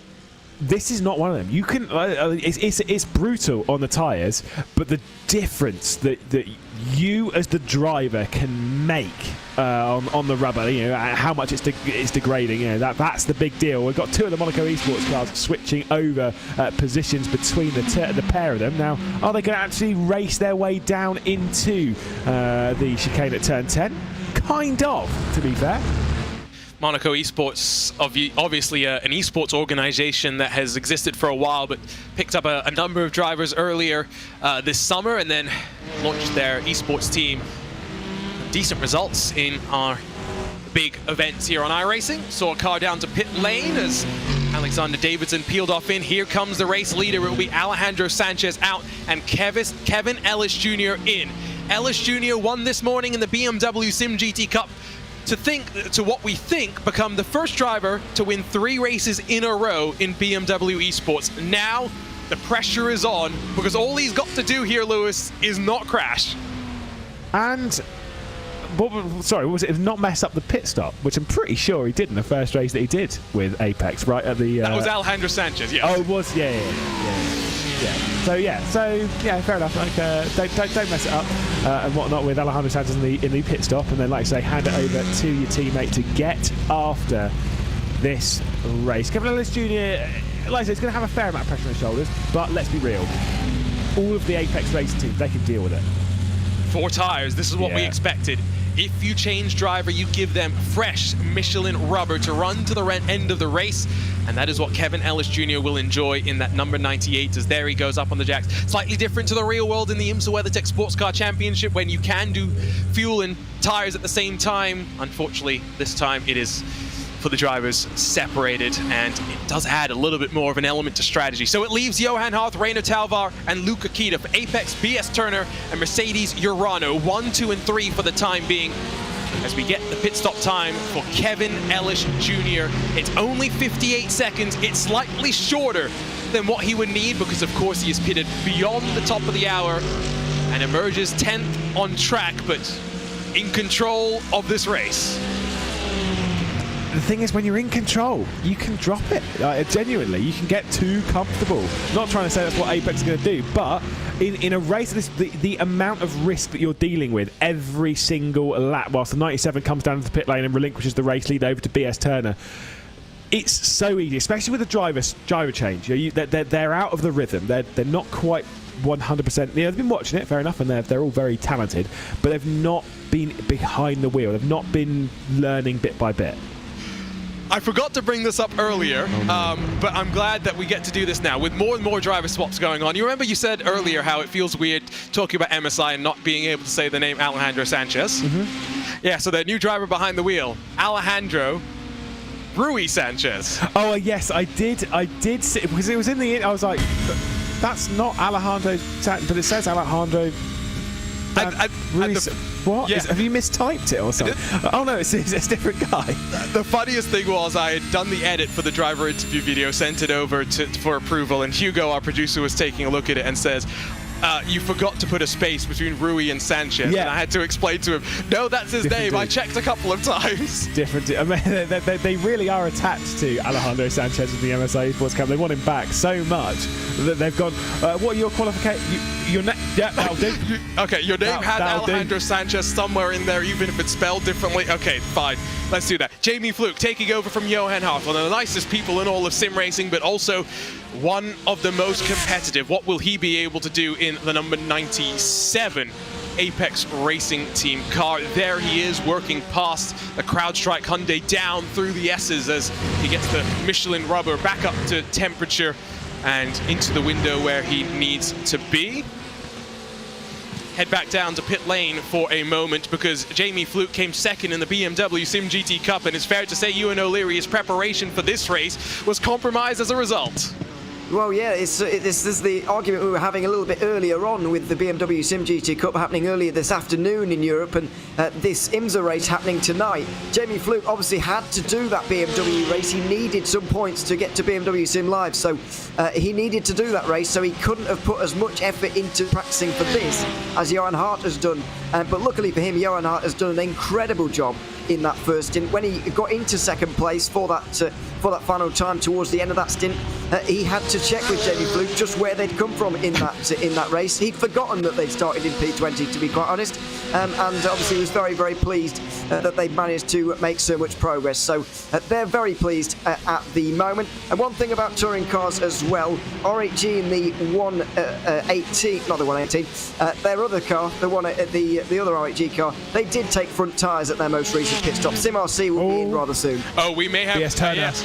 It's not just BS Turner, but I think maybe the Aspar race. Yeah. Oh, and that's more drama. So there's been two incidents. Sorry, Lewis was looking where he was meant to be looking. I was looking somewhere else, and he picked up on the exit of turn 3. BS Turner having a moment there with, I believe, the Mirror Esports Hyundai. Poor Mirror Esports, man. What a way. Yeah. It doesn't get much worse than this to kick off a championship. Also, sorry to literally just blast over you and sorry, mate. We didn't even say 2 seconds there. I feel bad. It was my opportunity. Pit lane. We take the priority. None of that rubbish. Yeah, like I say, a bit of a moment there. Only kind of caught the top end of it. We'll see it on replay here. Ooh, that is way too aggressive from BS Turner. I've got to say it. That was too much. I'm pretty sure Race Control's finger was hovering over the safety car button for that one. And not just for that. If we can get a look at what happened to the Aspar Ferrari, there would have been two little things that they would have been worried about. Now, Rainer Talvar would have lost, probably 20 seconds minimum? I don't know. Well, let's see if we can go directly straight back to the pit road, and let's see if Ewan O'Leary has a damage report, because that was a not insignificant bit of contact. No, absolutely. Rainer Talvar was saying as he was making his way around the back half of the circuit, although he hadn't really been on a fully length straight yet to test the suspension, he said it felt fine. Not great, but it felt fine at least. So not a disaster for them. He was just making the comment there that he really did think he had the gap at the top of the hill there to make that move, but evidently did not. I think in that comment, although he didn't say it, I think accepting maybe a little bit of responsibility for that one. Just a bit of a misjudgment, really, rather than any malice in that. So 50 minutes to go. Remember, with 30 minutes left on the clock, we immediately enter a phase of the race where we only use the shortened yellow, where pit lane is never opened. Pass-throughs become possible, but more difficult. Oh my, that is a weird one, and it's lucky no one else was coming, because that would have been a safety car. That's an odd spot to have a like you don't normally see a car. Left side's in the grass. I'm almost 100% sure. It's got to be. It's got to be. Like I say, you don't typically see too many cars out there, unless it's on a rolling start and everyone's completely missed the queue. Seen that before? Touring cars. This is their window to make their final stop. So Harrison is already in pit lane in the 176. Labigra will go a lap longer. But you can see SimRC go up on the jacks, will drop and continue taking on, I would assume, fuel at this point, with Harrison staying in to run to the end of this race. And I said it at the start, Lewis, they were my favorites, but I still maintain, given some of the comments from drivers about BOP, it's going to be difficult for the rest of the season to discount R8G, because whatever they've done with the Honda, it clearly is quick. Which I'm shocked. I'm shocked by. I am absolutely shocked by the Hondas being that far. I've driven the Elantra around Road Atlanta, which rhymes really nicely, by the way. Not intentional. Lewis' Poet didn't even know it. Yeah, I was going to say book of poetry coming soon. It drives really, really nicely around here. I haven't really taken too. I've driven a little bit of the Civic, but not too much. It almost is like a totally different class. Quick point as well on drive time that Ewan has just pointed out to us, Lewis, but with 45 minutes being the minimum drive time, you basically have to come in within the next couple of laps, if you haven't swapped already, to give yourself a buffer time, because it's not calculated from the time you get in to the time you get out. It's just calculated based on your lap times. Oh, really? Yes. Right, yeah, you want to give yourself a little buffer on that one. But like I say, with these kind of ones, when it comes to minimum, maximum driver times, do not take the mick. Just like run your strategy, fair enough, but do not take it to the wire trying to get it timed to the exact minute. I've seen that time and time again, and it's kind of like we were in the commentary booth watching it, being like, no, he's like 30 seconds short, and it's like, yeah, he'd never got the minimum time, and it's like, yeah, that is a slam dunk penalty. The numbers don't lie. So, you know, doing a 30-second slower lap to try and be like, yeah, no, I did the extra 30. It's especially pertinent to point when given that the drive time regulations for the Imsa WeatherTech Sports Car Championship got a bit of a rework just this past week, courtesy of some shenanigans earlier this year, we'll put it that way. So with 47 minutes to go, we are in that phase of the race where you've either made your final cycle of pit stops or you've already done the driver change. All you need to do is come in once again to top off on fuel to get to the checkered flag. This series, of course, is not possible without the support of longtime partners of Imsa, Michelin, who helped to make the $25,000 prize pool a possibility. We chatted earlier with Tom Sullivan. Let's chat with him once more. We're joined once again by Tom Sullivan, the motorsports marketing manager at Michelin USA, which is one of the coolest job titles you can have. But we talked earlier about Imsa and Michelin, but now this is about moving forward to Imsa Esports. But Michelin has been part of the sim racing world for quite a while. Can you tell us more about Michelin's involvement in the sim racing community? Yeah, absolutely. Over the last 5 to 10 years, I think Michelin's development within the world of simulation racing has grown, not only with global championships like we see today, but also with more of the gaming side of things. So we've made some deals with groups like Gran Turismo, where we're actually infusing some of the tire technology into gameplay, and that's where I think we're all headed. I mean, the lines between real motorsports racing on the track and simulation racing is so blurred now by the technology developments that what we want to make sure that we do is that we have the tire considerations play a big part in the role of the success of those that are simulation racing. So whether it be because of tire degradation or tire performance or air pressure in the tires, that should play a real part in the outcome of the series. In terms as well of introducing consumers to the Michelin brand, there isn't, I think, more distinctive a mascot in motorsports than the Michelin Man. Just how beneficial it is for Michelin as a company to be on site at these events week in and week out. Oh, it's tremendous. If you go to any of our WEC races globally or IMSA races here in North America, Michelin Man is clearly the most popular person out there, character out there. Fans from all ages want to come and shake hands, do fist bumps, get a picture with Michelin Man, and that branding has really benefited us for well over 100 years, and it's very unique in the space that we work in. So works very well for us. We're very, very proud of the man right here. And the Michelin Man, of course, is running on all our cars in the Esports Michelin Global Championship. Thank you so much for your time, Tom. Let's head back to the action at the Michelin Raceway, Road Atlanta. Always good to talk about Michelin and their involvement in motorsports, and we will talk more with the team at Michelin over the course of this championship. More and more pit stops getting underway as the drivers that have already completed their driver swap but have yet to take fuel make their way down onto pit lane. It includes the likes of the Mercedes AMG Williams Esports car with Daniel Pastor behind the wheel of the 55. Kova's BMW with Matti Sipula there just behind them will roll in just a few moments' time. And what we're seeing crucially is there is damage on basically every one of the cars here today, Lewis. And I can understand why, if I'm honest. It has been a chaotic day. 2 hours of the most frantic racing, to be fair, of the most frantic multi-class racing that you'll see. It's just been absolutely on the limit every single time. You're going to get a bump straight. This is a brutal track. It's somewhere where you can trip over other cars a fair few times, and like I said, we've seen it on a couple. Well, Kova, though, in the number 77, going to defend. This is 9th position, I believe, 8th position potentially, and they've got the Williams Esports Razor fresh out of a pit stop, going on the attack. Thomas Tattler going to lose out to Daniel Lafuente, who gets down the inside and takes over that 8th position. You remember what we were doing last summer, Lewis? The 20. What I was doing 15 minutes ago, mate. True. I mean, that's fair for all things sim racing. But 2021, the VRS SCO Sprint Masters.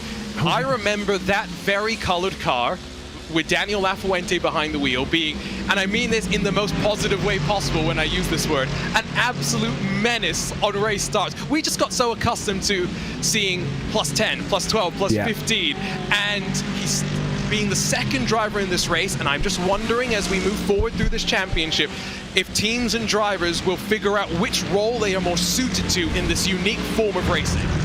Yeah, I mean, like I say, the aggressive level that Lafuente had, it was brilliant. I was genuinely, every single time, you can't constantly gain 10 positions on a race start. I did see, by the way, that Arjuna was channeling his inner Dion Fiallo, and so I copied, and he's instantly gone back on it a touch. Obviously, moving the old headset down. I'm still in shock, if I'm perfectly honest. Here's Urano, though, trying to make their way past Kova, who seem to be struggling just a touch as we head down into the chicane once again. Vlad Kimichev trying to get past Thomas Tattler. I get the feeling the Kova car might be struggling a little bit because they did just essentially let him go. Kova, one of those teams that has an interesting dynamic with which to play with.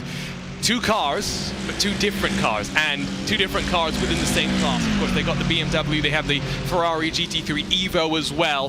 Just makes it a little bit more complicated when you're trying to develop setups and whatnot, because instead of being able to throw, if, for example, you had 4 drivers split across the same car but in 2 separate entries, 4 drivers at one car, now you've suddenly got half the resources and double the amount of work if you think about it that way. I've never enjoyed the idea of taking multiple cars in the sense that you can't really work together. Setup doesn't work. You can't just go, oh well, I've taken the BMW and I've dropped the rear wing by 2 and it grips beautifully, and you go as a Ferrari driver and think, cool. So what can I add to that? It's like I can do nothing about this. It doesn't assist me at all. I mean, the fuel numbers don't work. The strategy doesn't work. You've kind of got to treat it as 2 separate teams. Thomas Tattler is having the longest of the weekend, Lewis. I know you've had a long one with your finishing up your real world season and the commentary you've done there, but Thomas Tattler had the Porsche Tag Heuer Esports Super Cup Contenders Series race yesterday. And that was at Watkins Glen, and the oval kind of configuration at Watkins Glen, so it was one of those sort of races.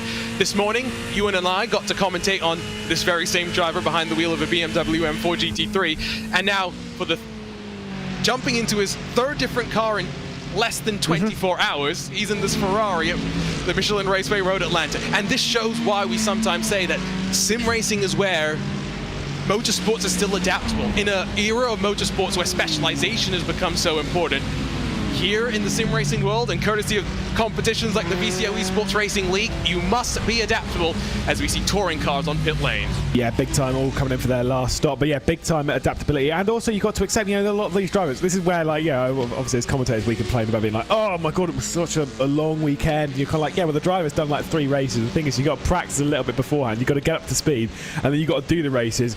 And these are intense. It is a sweat fest out there, and they are pushing it to the limit every single lap. I mean, yeah, I couldn't do that. Certainly nothing anywhere remotely close to this level, even if I was only doing 1. So, yeah, fair enough.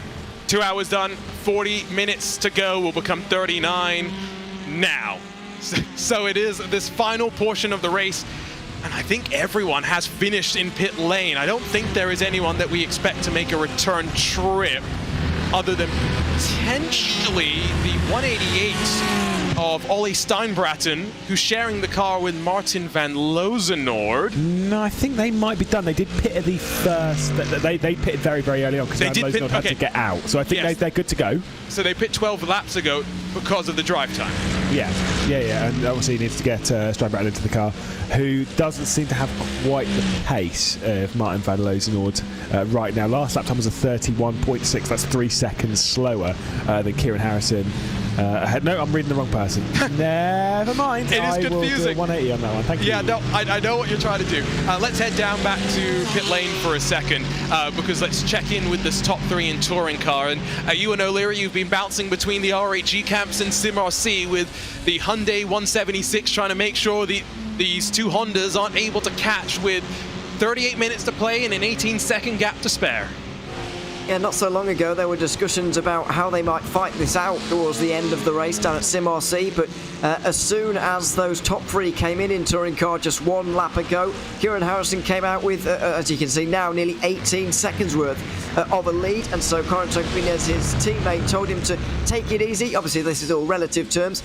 He's still pushing pretty hard. However, things very much in the control of SimRC right now. So yeah, for now they've got the advantage. RHG are going to do everything they can. Very difficult to do this though, with only 37 minutes to go. 2 seconds before we let you go then, Ewan. Let's talk quickly about Michelin Driver of the Day. From your vantage point down on pit lane, who's impressed you the most across both classes? Oh, I've got absolutely no idea. I don't know if I've been looking at anyone for a long enough period of time singularly to know or not. I mean, the obvious choice in GT Daytona has to be Alejandro Sanchez with what he did in the first half of the race. But I mean, it's up for grabs, isn't it? I don't really know. And in touring car as well. Oh goodness, I've got no idea. To be honest, I couldn't tell you. But yeah, there's a number of honourable mentions to be made.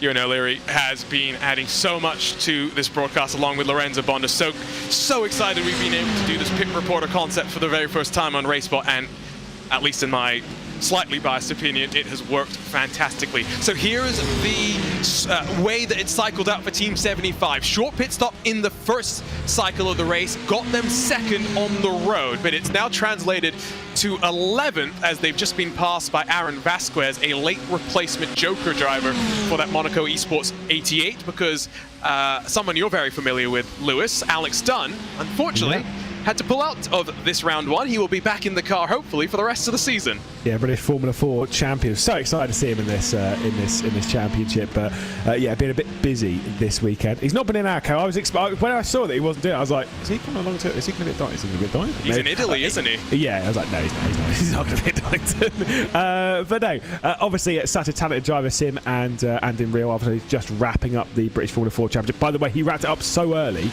that he didn't even show up to the last round of the championship. That's how good he was in British Formula 4. And it's a challenge. It's a strong competition. Over 8 rounds, I think. Yeah, he cleared off into the distance. By the way, I'm a bit disappointed you didn't ask me about my driver of the day. So well, we talked about it briefly before, but I just wanted to get Ewan's point of view before we headed into what I think is going to be a crazy 35 minutes. Because again, reminder: if we get a safety car, There's no pass-arounds likely to happen. We just go with what we've got, and Kevin Ellis Jr.'s gap will come down, but maybe not as much as the likes of Kita, Rui Sanchez, and Lafuente would want. And let's talk about Rui Sanchez for a moment, because we were kind of unsure what to expect from him, the new Sanchez on the block, if you will. He's holding that MSI Esports Porsche up in third, much higher. Remember, they started down in 15th. That car is there on strategy and on pace.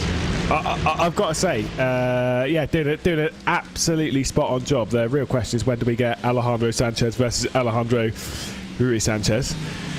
I mean, I couldn't keep up. Like, we'd have to revert to team names at that point. But then the MSI Sanchez, no, it's going to be very confusing. But I can't wait. These are battles that I think we'll see. I wasn't sure what to expect from Rui Sanchez. Kind of a few question marks. Not really a driver that we've seen too much from. Although maybe we have just seen him and then just assumed it was Alejandro Sanchez at various points, which I am concerned that might have been the case. But either way, doing an absolutely stunning job at the moment for MSI, up in third spot. That's the RAG Hondas being split as the Williams Esports Razor Mercedes and the Apex Racing Porsche work through. Now remember, Jamie Fluke was up in second, or net second, I guess, just before his teammate pulled in to hand the car over to Fluke, but he's now fifth, which again, let's remember where they started about 90 minutes ago. I mean, just after the start of the race, when Hearth, as well as the Mercedes AMG Williams Esports car, had the moment at the chicane. It's been a fantastic fight back from the 97, but maybe they are using the Porsche speed quite well, because in terms of the top six, Lewis, it's Porsche Mercedes, Porsche Mercedes, Porsche Mercedes. Yeah, it is coming back a little bit Porsche, and that's why, by the way, that comeback drive, that is why Johan Hearth would be my pick for driver of the day. That's why I completely disagree with Alejandro Sanchez. I was wagging my finger Ewan O'Leary's way, who clearly only has eyes for the commentary booth. That's why he didn't really know fully on the driver's side. I think in the touring cars, by the way, it's probably Martin van Loosnord. I think he's done such a super job. Obviously, teammate not quite in position. Kieran Harrison, who came in and is realistically the favourites, who's jumped back in from Corentin Gunes. Fair enough. But I think Martin van Loosnord's an absolute shock in a touring car, because he's just so fast in it, and he's not a touring car driver. Let's watch some more highlights, because with 32.5 minutes left to go, it's been an electric 2 hours to kick off this 2022 Imsa Esports Michelin Global Championship. We ran you down the highlights for hour one. It's running down through the highlights of hour two, and while yes, it has settled down, albeit slightly, that is not to say that we have not seen plenty of things going on. First into turn 3, moments with traffic as the SimRC touring car leader tried to navigate past. It was all about just staying out of harm's way as the Williams Esports Razor car fought its way back up into the top 4. Then it was the recovery drive from Johan Hearth that continued to excite and to delight. He was willing to throw lunges into the chicane, and fortunately, Alexander Davidson in the Pure Sims Esports Lamborghini was willing to help him out. This time though, Gianni Vecchio was not willing to help him out, and it was bravery, it was confidence. This was quintessential Johan Hearth around the outside at turn A before they even got to the second part of the apex. It was done and dusted. Even a bit of a moment on power down could not stop the Frenchman from moving his way forward, and Vecchio continued to have to defend because these two continued to fight as now MSI Esports got in on the party. Salva Talons with a monster first into the race, got past Vecchio, handed over to Rui Sanchez. That car now runs third on track. Meanwhile, for your touring cars, it's been a pedestrian run relatively for SimRC, with Kieran Harrison and Corentin Gunes proving why they were worthy favorites coming into this one. Many drivers still trying to fight their way back, not just Johan Hearth, but the Williams Esports AMG entry with Daniel Pastor and Luis Nadja continue to fight as well. This might have been the most fun fight of the last hour though, with Impulse and RAG. Third on touring car was up for grab. Back and forth they would go. It was the South African Chris Shorter was trying to do the work on Florian Lebigra, who took the car over from Valentin Mandenach, and look how much respect was given down through the final corner. A drag race to the line if that was the final lap of the race. It did end in a little bit of contact, and then Impulse having further issues as well. As it runs right now, it is only 7 seconds that splits these two cars, with Impulse still on the charge, side by side, all the way from the chicane to the exit of the S's. They were the ones putting on a show. Not to say there weren't many more shows. Moritz Lohner's teammate Michael Rochelle got into the car and then had to figure out the hard way what it's like working with multi-class traffic as the BMW BS competition car. I think it's fair to say didn't just get physical, got overly physical. The CrowdStrike Mercedes would slip on past as well. Like we said, plenty of fighting. Then there was this moment. Optimistic from BS Turner, who were running third at the time. And they came to blows with a touring car machine. Hour 2 has been less eventful than Hour 1, but we still have plenty of fighting going on. And that's a move for CrowdStrike Racing, I believe. Excuse me, no, it's the Urano Mercedes to get up in front of the Apex Racing team car. Lewis McLeod with 30 minutes to go. There is still plenty of fighting all the way to the checkered flag. It's always the case with Road Atlanta is that we're not done with drama. Certainly not. So I can't remember, but there was one of the Petit Le Mans, probably 2 years ago, the DPI category coming to this corner here into turn 6, where last lap of the race, penultimate lap of the race, there was contact, and it was just like, oh my god, it's just crazy. This track delivers the drama every single time. It delivers the racing. It's why it is an absolute favourite. And I will say, when it comes to good racing, tracks for good racing, this calendar might only be 4 tracks long, but every single one is quality on the racetrack. I think I am most scared, though, about what's up 7 days from today when we head to the best coast of the USA into the WeatherTech Raceway Laguna Seca, because if this is tight and twisty, that ramps it up to a whole nother degree. Battle for third is the one to watch in GTD for the time being. It is Daniel Lafuente who's grabbed the final spot on the podium, jumping in front of Rui Sanchez in the MSI Esports number 14 Porsche 911.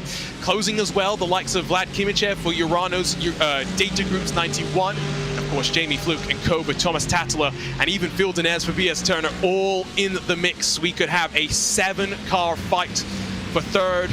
Traffic will play its part, and Ewan O'Leary, MSI, has been quite frustrated with how traffic's been working out for them in this battle for third. Yeah, certainly Lorenzo Bonda was listening in to them and yeah, not getting the look through traffic, but I was listening in to Carl Jansen, who was instructing Daniel Lafuente in the Williams at number 5. They were just saying about how they just need that one good lap through traffic and they could get away from Vlad Kimichev to take the pressure off of themselves to try and put the pressure onto the MSI Esports car for third place. That's exactly what they did, and they didn't use much pressure indeed to do it either for that move into third. I think they were hoping they would be able to get away a little bit easier than that. However, they've got that third place and they're going to aim to defend it from here. It certainly seems as if that is their limit here in this race.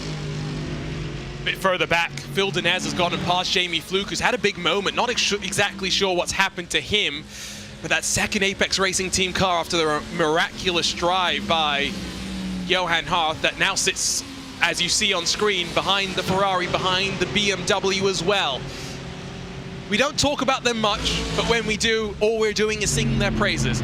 As around goes Jaden Ladick, who is back behind the wheel of the 44 Monaco Esports Ferrari, will drop out of the top 15 potentially.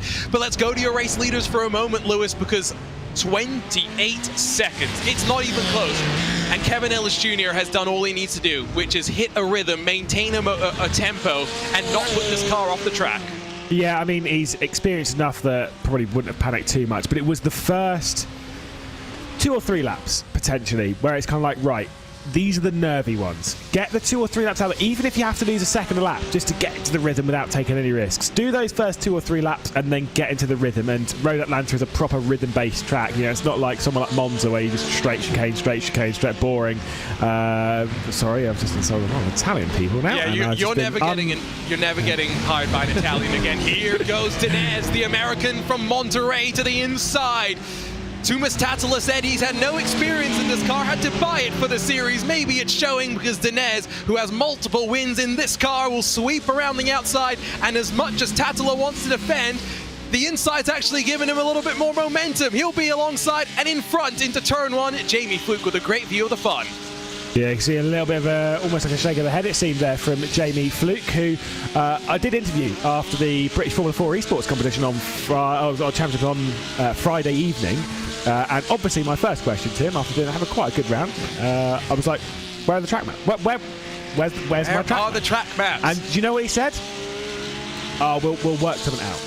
I'm bored of hearing we'll work something out. I know, he has said that quite a few times. I am bored of hearing it. Let's hashtag where are my track maps at Apex Racing Team, at Jamie Fluke. Let's at Alex Simpson. At Alex Simpson, yeah. At Lewis McGlade. I'll throw me in there as well. I'll but no, obviously we joke around, get along with Jamie Fluke quite well. What a talent he is, and he will be very patient in this. As much as he can be a bit ruthless on track, he'll be waiting for his right opportunity. He's very experienced. He is very experienced. Jamie Fluke, former software engineer. We interviewed him on the RaceBot podcast at the end of 2020, and then let slip to us after we'd finished up that he would actually be leaving his career to go full-time sim racing, and what a journey it's been for him. One of that first initial contingent of full-time sim racers, and it's continued to grow for the Apex Racing Team. 2022 has very much been a breakout year for them here across the platforms as well, not just here on iRacing. They have very much started to branch out and show just how quick they well and truly can be. Still tracking that battle for third, by the way. Let's head back down to Ewan O'Leary again, because this really is where all of the action seems to be, both on track and in the pit lane as well. The 91 Urano Data Group car continues to search for a way past MSI and Alejandro Ruiz Sanchez, who does seem to be struggling with the grip as we come to the end of this race. Yeah, absolutely. We're starting to see the strengths and weaknesses of the Porsche and the Mercedes come into play a little bit here as well, I think. But yeah, you're right. The Urano team very much looking for a way through on MSI. MSI don't get a great run out of the S's, and on the straight line as well. They're not fantastic, but looking for the move now, Urano. And he'll throw it to the inside late on the brakes, and Ruiz Sanchez, I think, has decided that he'd rather get fourth than crash out of this race with 23 minutes to go. And again, we'll bring it up, and we'll bring it up over and over, Lewis. 4 rounds, no drop weeks, and a championship that's finished basically before it's even started. There is no room for mistakes. Consistency is the name of the game.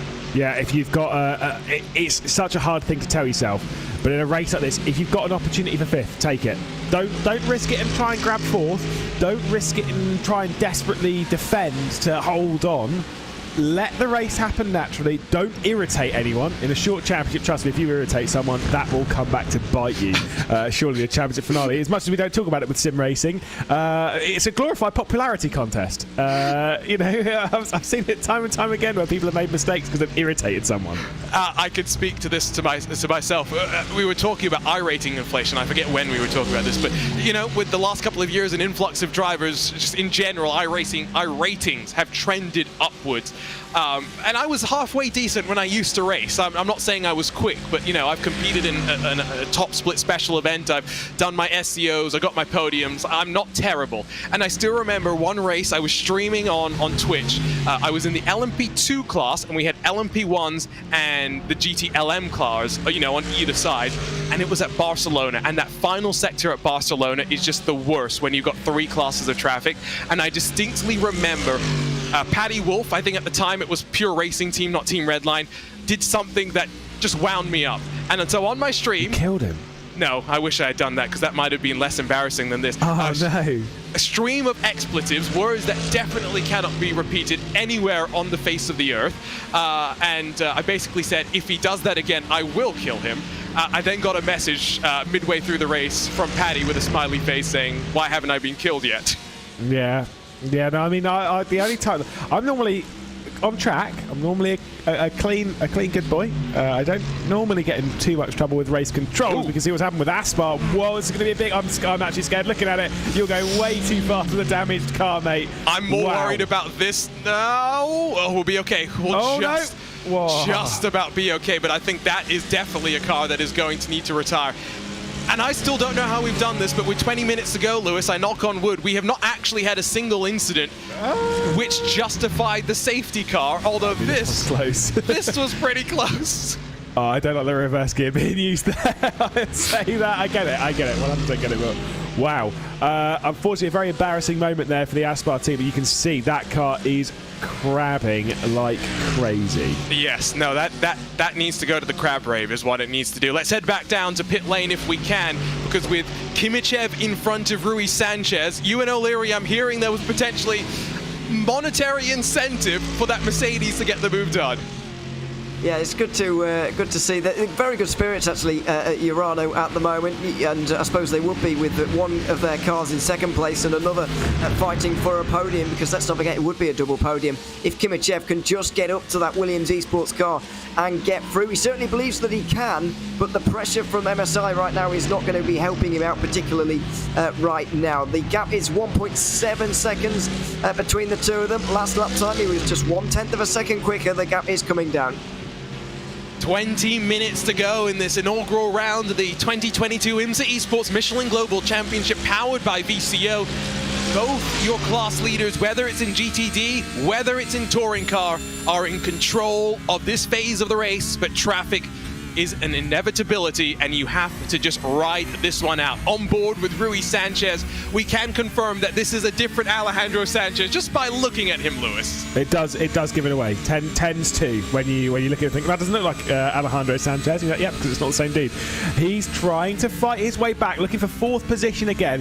Might well have lost out a little bit of time. Like I said before, the tyres potentially struggling a little bit more on the MSI Esports machine, but Vlad Kimachev's directly ahead. Fourth position's directly ahead. And I said before about maybe not taking too many risks. Well, it's more so about the one closing in behind. You might see them poking in the mirror ever so slightly. Kova's on the charge, a little bit of lap traffic as well, slowing down Vlad Kimachev, then going very aggressively down the inside of the Pure Sims car, going up the hill into T5.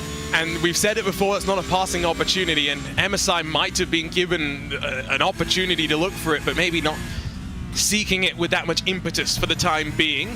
Maybe they'll think about that in the final stages of the race.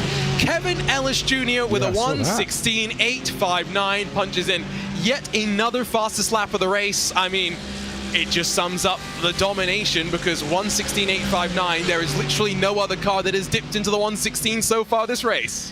Again, it really does show their level of domination, a level of consistency, that Kevin Ellis Jr. has jumped into this car after a mega stint, absolutely mega stint from Alejandro Sanchez, the real one. He's just done really well to just get straight into the rhythm, get onto the pace, and looking pretty comfortable. Again, knock on wood, for an opening victory in the season. Lewis, Apex Racing Team, I think, have just had a moment with Kieran Harrison, because the SimRC car that was leading by 19 seconds has seen the gap being cut in half, and now we have to see there is damage on that Hyundai Elantra. I'm almost 100% sure. I don't believe in the commentators, Cass. Just going to say it. Just going to get that one out of the way immediately, as our juniors literally scanning through everything to try and find out what has gone on as well. I know that Hugo Luis will be behind the scenes. Go down to pit lane very quickly. Ewan, what are they saying on the radio? Kieran Harrison absolutely convinced that he has some damage in that car at the moment, and it's not surprising looking at that one actually. There is a fair amount there, but Corentin Guinez behind the scenes says that there's definitely enough gap for them to hold off. They think they're going to be able to hold off R8G even with the damage. Do you need more drama? Well, there you go. 9.5 seconds with 17 minutes to go. That's the car that has dominated this race so far. Yes, RAG have pushed them, but not to the point where it even looks close for SimRC to break. I think we just have to see what happened to them, Lewis, and we got to figure out, was this a mistake or was this multi-class chaos? We'll get the indication here, and we'll see Jamie Fluke running down into the S's. Ooh. Contact with Semper Racing. Now, where does SimRC... No, Jamie. No, Jamie. You cannot do that. That is unacceptable, and that is a stonewall slam dunk, whatever word you want to use. That's a penalty right there. I mean, he'll feel bad for it, for sure, but that... I mean, again, Connery Maddock, I know he's talking about rejoins. We all love Jamie Fluke, but that was unacceptable. That was absolutely awful from Jamie Fluke. We'll see it again. This first part is just awful luck. Truly awful luck. It's wrong place, wrong time. This point, though, he doesn't even stop. He's lit up the rear tires. He doesn't have the opportunity to go and look down at the information that we have in the sim, which is a relative box showing where cars are relative to your position. He doesn't have time to look down at that. He just is thinking about going. And for that 97 car, which currently runs in 8th, I'm pretty sure a penalty here will drop him outside of the top 15. Yeah, like I said, and if I've ever seen a slam dunk penalty, we know race control and whatnot, they tend to be harsher on things that are kind of like more substantial, or more basics, probably the right word, right? Yeah, a little bit of side-by-side contact, or even like missing your braking point, a touch, and then punting someone off the rear end. Those are some serious penalties, fair enough. But a bad rejoin? No, that's something the race control, no race control ever looks on and goes, oh, well, it'll just be a light penalty or whatever. It's always like, you're going to get done big time. I would go to Ewan O'Leary, but he has found out that apparently there are fire alarms in his building that are going off. Yeah, that angle just continues to make it look awful. He did report to us before he had to step aside that, I'll go back to what we said in the first hour. Thankfully, it is the old damaged model. If it was the new damaged model, he used the word that I'm not allowed to use without getting taken off the airwave permanently. However, you can infer just how monumentally in trouble they would be if this was on the new damage model. Yeah, they'd be in serious trouble. I mean, I've driven again with the new damage model. It is bad. Penalty has already come down. That's why I love live race control, because they don't even need to review too much if there's something as obvious as that. It will be a stop and hold 10-second penalty that Jamie Fluke is obliged to serve within 3 laps of the penalty coming down. Now, that was slightly different to what we had with Team Redline. From my understanding, with a brief conversation from race control, we mentioned they had a small penalty, but that will be applied as a post-race time penalty. Jamie Fluke, I think the indication here is you're not just getting the 10 seconds, you're having to slowly come down pit lane and waltz at pit lane speed. And they were expecting it as well, basically, because they're not like, oh no, we'll stay out for a couple of laps and argue with race control pointlessly until we get disqualified, which happened in DTM a few years ago, back at the Red Bull Ring, banter. But this, I mean, they will know 110%. There's no messing about. There's no joke on that one. It's a slam dunk penalty. There is Jamie Fluke, who we did hear as well. I said, apologised immediately.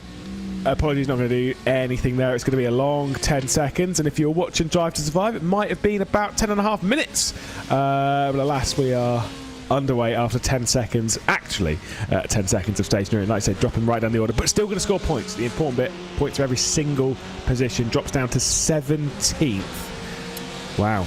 I did say outside of the top 15, I actually thought he might still be able to squeak in, but it shows you just how important it is to, what do we say in our Michelin keys to the victory? Stay out of pit lane and stay out of trouble with multi-class chaos. We have 13 minutes still left to go. While one Apex Racing team car struggles, the other one still jubilant, 26 seconds clear. To give you the update on the touring car battles as well, Lewis, it's still trending quite well for Kieran Harrison, who's only losing about 4 or 5 tenths a lap, with still about 8.5 seconds to spare in this battle. Yeah, you can see how sorry the front end of the Elantra looks at the moment on this Sim RC machine. But Kieran Harrison's doing what he needs to do. Right now, he'll be basically looking at the gap and then running to a time, basically, of being like, right, okay, how much, if I were to zero the gap, if I were to lose all of it going to the end of the race, I'm expecting there to be 10 laps left to go. How much time to lose? 9/10 a lap. Fair enough. Only aim for that. Well, we may just have had another twist in the tail, Lewis. Ooh.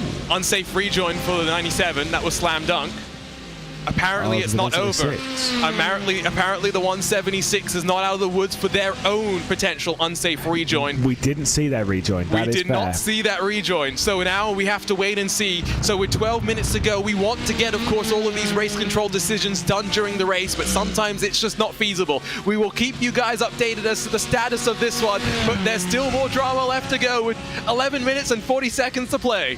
Yeah, I hadn't even thought about it. Obviously, Kieran Harrison would have been frustrated, but there's nothing saying that he wouldn't have just slammed the throttle and rejoined over. He was over on the basically on the relief road, which they use when they do club stuff around stuff that you really wouldn't see. Anyone who wants to see that layout, go and look at Southpaw Racing, his track guide around here. It's the Super Series track guide of Road Atlanta, and it's club layout and some of the really weird corners that exist on this circuit when you do the alternate layout that no one really uses. Used that road and obviously would have just rejoined straight onto the racing line at a very awkward point, because you want to drag it over to the right hand side. Those in the racetracks don't even know that there's probably a car there, because past this point your vision's focused on a couple of corners ahead, and then as that part of the track rejoins, you're back over on the left hand side trying to get the S's right up towards turn 5. Very easy to mess that one up. And like I said, it probably would have been just completely out of nowhere if Kieran Harrison would have just popped straight back on the track. Yes, so I think regardless, what this does mean is we're almost odds-on guaranteed for a double Honda podium, second and third with R8G. Marcel Jotunheim in the Impulse 122 is trying to run down Ollie Steinbraten, but he's got 2.7 seconds to find and only 10 minutes to do so. That, at least based on recent lap times, does seem like a gap that is not going to close sufficiently within time. Just looking up and down, though, there's really not too much in terms of battling for podium. In GTD, Lewis, it's really battling to stay inside of the top 10. We see Kova here and Team Redline, of course. But you got the likes of the Mercedes AMG Williams Esports team that I think, on reflection, we'll say today was not the best of days, but there are plenty of positives in terms of pace and whatnot. Maybe not charging forward as dominantly as Johan Harth in the recovery, but ultimately a good, clean day and understanding and settling into this championship. And it's not done yet. They've got the Team 75 Bernard by SimRC not that far ahead, because of course there they are in that number 75 car. Brad Van Poen behind the wheel at the moment, Josh Thompson directly behind, Matti Siepeler directly behind that, and then Daniel Pajtor, all fairly close if my live timing is to be believed. So realistically, there's still a few extra spots that can be picked up in the final 10 minutes, and I believe that the 75 is struggling a little bit on tyres. We saw them a few times having a few issues, and so there might be some opportunities for some even more recovery to get inside that top 10 to get after maybe even a decent-ish position inside that top 10. Ish, yeah. I was going to put the provision really on that. Really focus on that. Yeah, of course, don't forget we'll have our VCO post-race show coming up at the conclusion of this. Talk to the winners and hopefully talk to a couple of the podium sitters as well and get the chance to debrief this first experience for them in the Imsa Esports sanctioned event. Remember, this is a sim racing competition for sim racers by sim racers. It is Imsa diving into the virtual world with their partners at VCO to put something forward that the sim racers would love, the audience will enjoy. And I think on reflection so far for round one, I've enjoyed myself a bunch. Oh, yeah. I think overall the drivers will say, okay, this was crazy, but it's no less crazy than any of the other racing that we do. I think overall, Lewis, with still 8 minutes to go, I got a big smile on my face. Oh yeah, I mean it's been banter, which is obviously what is currency in the modern world. As a championship, we've had a lot of fun out on the circuit. Part of me is almost a little disappointed we haven't seen the safety car. We've not needed it, which is a good sign. But still, part of me is like, oh, where's the safety? Do you know what I'm going to say? I'm going to say something maybe a little bit dicey here. If we haven't had a safety car here, actually, maybe Laguna's sake, fair enough. But I'm not sure we will see a safety car. That's a bold prediction. It is a bold prediction. What is also something to point out right now, by the way, as we continue to watch this GTD battle just outside the top 10, as the CrowdStrike Racing TC machine, the touring car, goes off. He's not the only one that's been involved in something. The Impulse 122 has lost 4th position to the Apex Racing team car. Remember, Nicole Foggy did not put in a qualifying lap time. Foggy and Valero have worked their way forward to be in 4th position, and yes, Impulse maybe were assisted when they went off, but it is the perseverance, even without the safety car, to mix things up. And that's what the safety car is here to do, Lewis. It is not a guaranteed change in strategy, but what it means is you got to think about it, you got to be aware of it, and factor that in when you plan out this 2 hours and 40 minutes. We'll also say that Gar Valero's only about... He's running about half a second lap faster than Steinbraten directly ahead. It is about 2 seconds behind, 6.5 minutes left to go in the race. There is theoretically enough time for him to close up and potentially grab a podium, but that's not going to be easy. But it is possible. We're just trying to get people excited about this final 6 minutes of the race, because it has been wild, and we deserve a grandstand finish to all of you, those that have stuck around wherever you're watching around the world on VCO Esports RaceSpot TV and on the iRacing Esports Network, because this is the first of 4 rounds. We're back in a week's time, then we get a week off, and we head to the Indianapolis Motor Speedway to start our month of November, a preview of the Battle of the Bricks. Rumor has it we may even be running into the night. Ooh. We'll have to wait and see about that one. Fire out of the back of the McLaren once more. Distinctive, it is for sure. And here comes Jamie Fluke trying to work past Arnage competition with Nicholas Rubelar, so experienced across of the sim racing world. Not just losing one, but I think losing 2 there. Gotta say, the fire breather might actually look really good at night, so I'll be all over that one. But you're absolutely right, losing out a couple of positions going into the final sector. I mean, this Matt, he's going to be determined. Not just to come back from for the team and whatnot, but to come back from this mistake, redemption for himself in the final 5 minutes to try and do something about this race. Back up the order with the number 55. That's currently running in 12th position. Daniel Pagedor behind the wheel. Said before, he does have a potential to get inside the top 10. We'll see what happens to the Arnage competition car. Getting stuck a little bit by lap traffic and making very much... Okay, let's clarify. That's the wrong call. That is the wrong pit lane that he was thinking about. That's the support pit lane that gets used for the likes of the Imsa Michelin Pilot Challenge during the Motul Petit Le Mans weekend. It's one of those decisions. You go left or you go right. He had the blocker, of course, of Jamie Fluke being on his right-hand side, so logically you go to left, but you run out of room. That's why that final corner is so treacherous when it comes to the traffic. And we haven't, I think, talked about this analytically enough, Lewis, with 4 minutes and a half to go.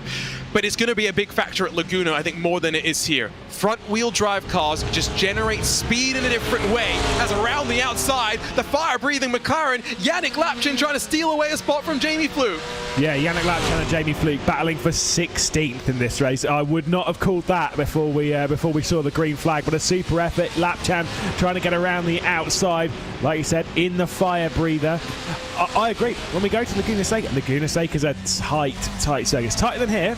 It's almost just as much of a roller coaster. It's not quite as high on my list of favourite tracks, but it is a good one. No big straights though to deal with. On here, you can kind of pick off a few of the touring cars on that back stretch. It's not a problem. Or you can be a little bit more patient and get the shoot out. If you're behind a touring car going up the hill, going up towards the corkscrew coming out of T6, you can be in a very bad spot because it kind of the road twists up there and stuff. I think we're going to see some drama there for sure. If we get through Laguna Seca without a safety car, then we won't see a safety car all season. That's my prediction. You say that, but Daytona, I mean... Okay, if we get through Laguna Seca, Indianapolis and Daytona without a safety car, we won't see a safety car all season. The proper Lewis McGlade point there. It's still not the most obvious thing that you ever said, but it is definitely up there. Here is the RAG car. It is down to 5.5 seconds, but with 3 minutes to go, it's not going to be a fight. Sorry, this is Ole Steinbraten feeling the pressure from Guile Valero from the back of the field to a podium. Here comes the Frenchman. Said Guile Valero might well be able to close in and grab a podium. I was expecting him to come down to the final lap. Guile Valero says, no, thank you very much. I'd rather get past Steinbraten before we see the checkered flag. He'd like to see himself on the podium. He's getting to the outside of the final corner. He's going to go for the up and under, though, on the race down towards the first. Beautiful stuff, but he doesn't quite have the speed. He's been squeezed over by Steinbraten. Fastest lap in class, I think, for Guile Valero last time by. Not just using the draft, but clearly using the Michelin tires as well. With 2.5 minutes left to go. He'll get to the inside through turn 3. Still a little bit too far behind, but close enough to stick door to door and to squeeze Steinbraten all the way on the run down in the entry to the yeses. And Guile Valero takes the Apex Racing team from the back of the field to the podium. Yeah, that's a proper golf clap right there. That was a big move. Absolutely love that one. Having a couple of connection problems still, but that did not affect in that battle. That was a beautiful start, a beautiful move from Guile Valero, using all of his experience and, like you say, the Michelin tires as well as Dura Esports have had an off. Yeah, it's not been easy for them. By the way, already across the line, Kevin Ellis Jr. has started yet another lap. We have 2 more laps to go. Track continues to get dark. Might help the cars grip up a little bit more in these closing stages, even as the Michelin tires have worn on. But what a dominant drive so far for the number 98. Let's head back down to pit lane for the very final time today to chat with our hard-working team. Ewan O'Leary reporting on behalf as well with Lorenzo Bonder. And Ewan, there was nothing in the voice chat for RAG as Valero got it done. Yeah, absolutely nothing. I've got to say, I felt a feeling of resignation almost when I was in there listening to them. Really, they just realised that Guile Valero is going way too fast for us to defend from him right now. And they realised pretty quickly that they were not going to hold on to that podium for the final 3 minutes of that battle. Unfortunately, the Apex are going to be really ones to watch out for in touring car in previous races when they start from maybe a bit further up the order, as I'm sure they'll be thinking themselves in the 199.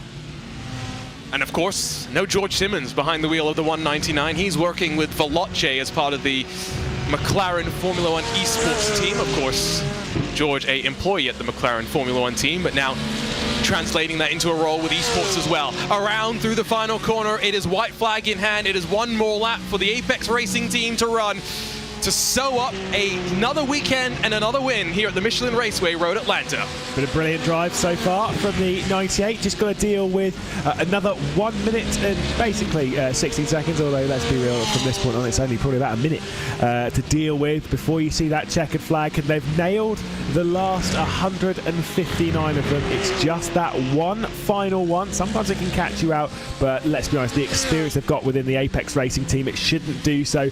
Same again to Kieran Harrison's feeling a lot of pressure in that Sim RC car on that final lap of the race. He's got R8G bearing down on him, but it shouldn't be by enough. I will say the other R8G car is still in contention for third, so maybe we'll see them on the podium. Okay. It is not, it's not totally done and dusted. Then there still are fights to watch. Monaco and Kova in their two Ferraris are fighting for 7th as they're just about to start their final lap of the race. But my word, what a race to kick off this virtual revolution. Imsa has joined the esports rank and partnering with VCO has put on a sim racing tournament for sim racers by sim racers. You can tell what it means to Kevin Ellis Jr. It is back-to-back wins at the Michelin Raceway Road Atlanta. It's 2 wins on Sunday for Kevin Ellis Jr.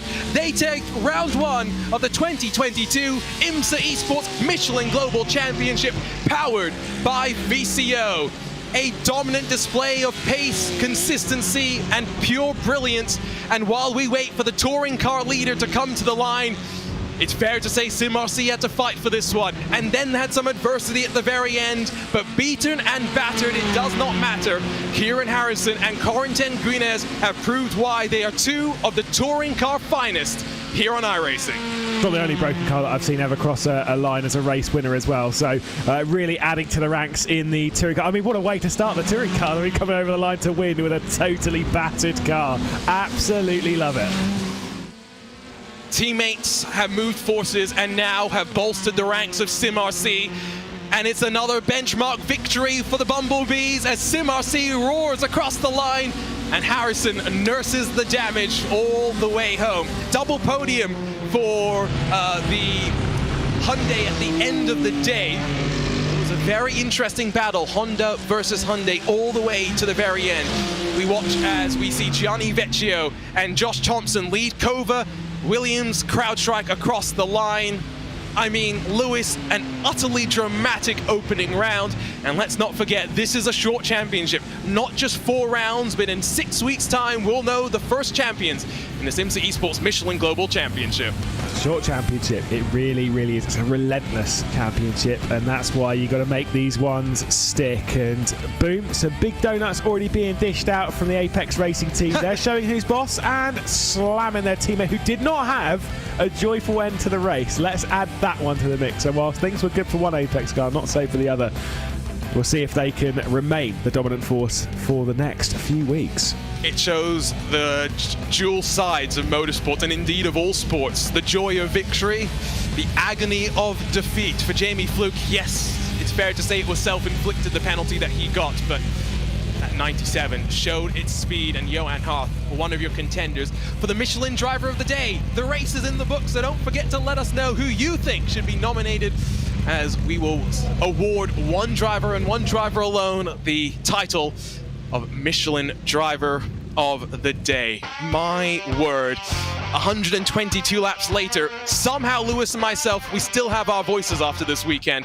and it is a dominant display as the Kevin Ellis Jr. and Alejandro Sanchez combination roars to victory in a caution-free race, 29 seconds clear of those behind. It feels familiar with Mercedes-AMG Urano in second, the best of the Mercedes, while Williams Esports Razor, the bright green that you cannot miss, drags their car 7 places forward to sit on the final step of the podium. It's the Urano Esports Data Group car that finishes in 4th with 2 Urano cars inside the top 4. It doesn't get much better than that, while Alejandro Rui Sanchez is able to bring the Porsche for MSI Esports home across the line less than a second in front of Phil Denez with MSI Esports plus 10 at the end of this one. Difficult day for BS Turner. They're 6-2 with Monaco Esports and Aaron Vasquez gaining 7 spots to get up to 7th at the end of the day, with Kova and Tumas Tatala, the best of their cars. The Ferrari across the line in 8th. Bram Van Putten for Team 75 Sim RC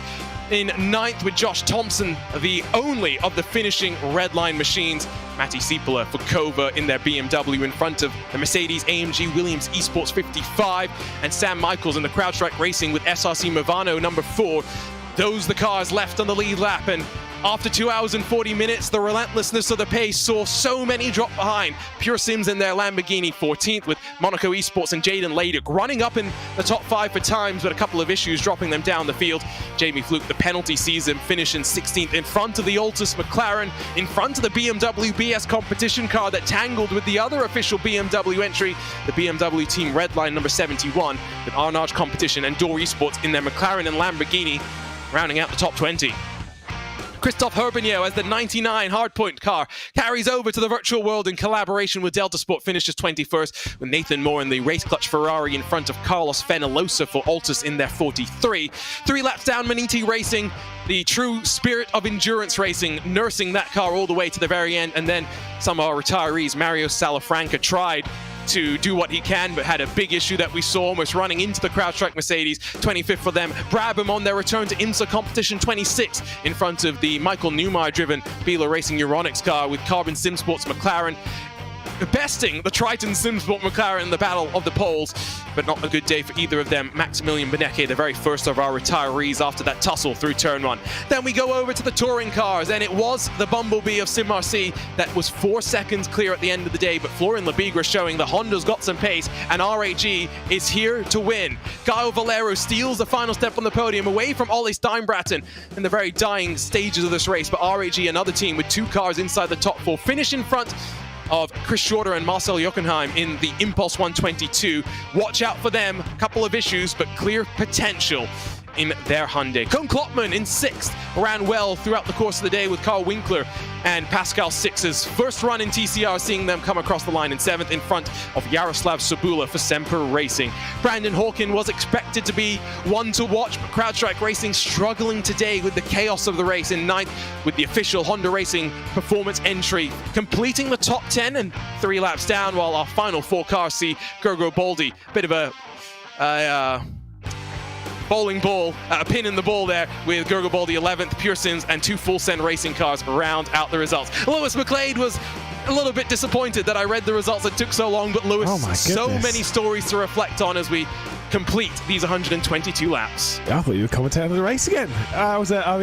So much has happened throughout that race. It really does show exactly what's been happening. But the 98, they are the big talk of the town right now after such a good, to be honest, such a good day, right?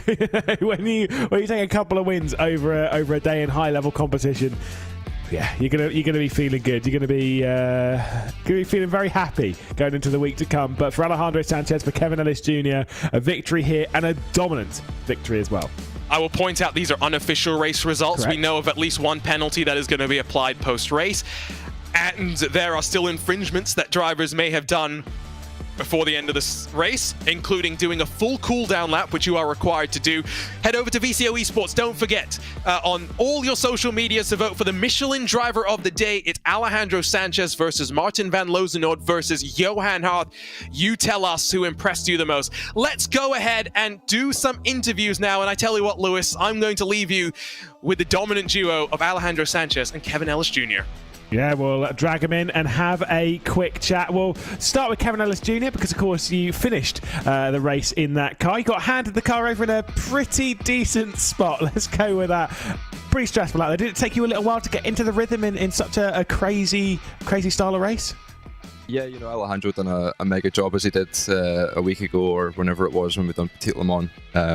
Really made my job easy. But yeah, it took a little bit to get into the rhythm there. The track had a lot of grip, but only on the front end. The rear end at high speed was just giving me a little bit of issues, and then the traffic was just absolutely brutal. Like those TCRs, they're slow and separate in like completely different areas to where you'd normally kind of, I don't know, like it's hard to balance it. Like they're really slow in some of the corners, and you need to give up like a second in one corner. So it tested my patience this evening, that's for sure. But just grateful that we had that gap to work with, and that really took the pressure off. 2 hours and 40 minutes is, the distance of the race for all of the races that we're doing. Is this kind of like an exciting distance? Because normally when we do these endurance racing, they're like 2 hours or they're 4 hours, and they're kind of like, it's a nice round number to work with. 2 hours and 40 is a little bit awkward, and that's the entire point of it. Do you like that? It definitely makes things a little bit different in terms of how we looked at judging the stints, because obviously you've got your 2 1-hour stints, then you've got that sort of like a oddball one somewhere in the middle, so you can either take that in the middle or take it at the end, kind of depending on how the race is looking. So Mark decided to put us on that strategy to use that short stint in the middle, just in case of a safety car. But thankfully, there was no safety cars today. We were able to avoid that, which was a massive relief for us. Obviously, having a lead like that, don't ever want to see one of them come out. But yeah, I think it's a good distance of race. Obviously, as I say, it leaves a sort of oddball stint in there, which you can kind of move around depending on how the race is panning out. But yeah, overall, I'd say I'm not a fan. Wow, well, head over to your teammate Super Drive from Kevin Ellis Jr. But the man who did a lot of the work early on in the race, Alejandro Sanchez, joins us here in the commentary booth also. I mean, what a drive at the start of the race. You absolutely destroyed the field in the opening 5-10 minutes, pulling out, I think it was 5 seconds in 13 minutes. What an incredible drive. What does that kind of do to your mentality through a race like that? I don't know what happened, to be fair, in the first 13 minutes. I think they just started crashing into each other and I got away with it. And then in the first part of the traffic, I'd say I got luckier than the guys chasing. So it was just 10 seconds gaps, after, I don't know, 20 minutes or something like that. So it was just a matter of managing the risk and lapping TCRs and stuff. But yeah, quite chill race. Like, we didn't really struggle for anything. The setup was really, really good from last week, obviously. Lots of hours have been put into it, and the team did a giga job with the strategy as well.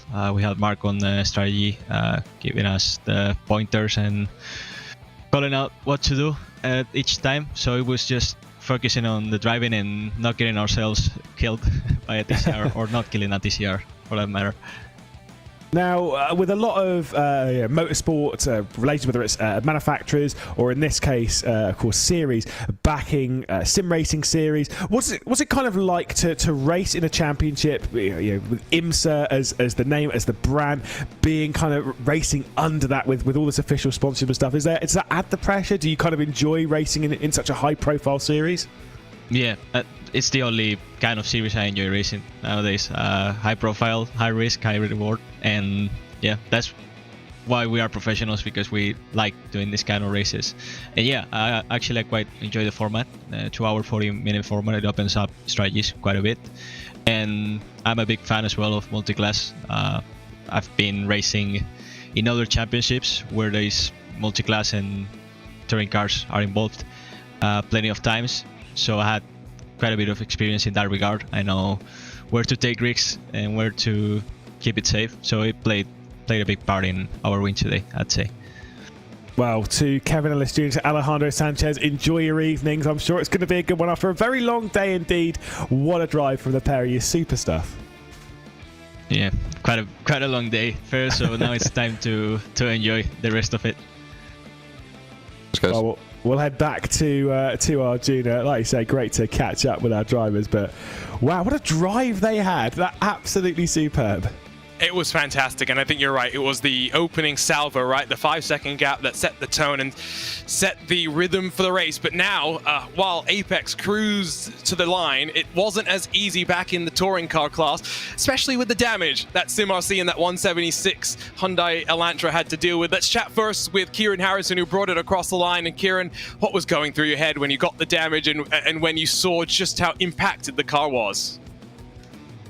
Yeah, I mean, I was actually relieved when I knew the extent of the damage. I think with the new damage model would have been dead, but I'd have been so disappointed to lose it like that. I think we had it totally under control at that point. And then it was then I had to go back to like pushing as hard as I possibly could to try and hold the gap. I wasn't sure, because we still had 15 laps or so left. I wasn't sure whether I'd be able to hold on, but yeah, mega relieved to be able to still win the race. Such an incident near the end. In your opinion, coming into this one, how much were you looking at the conversation about BOP? Because there was a lot of chatter about the Hondas, you know, maybe not having the pace, but I think it was fair to say today R8G clearly showed up with a rocket ship.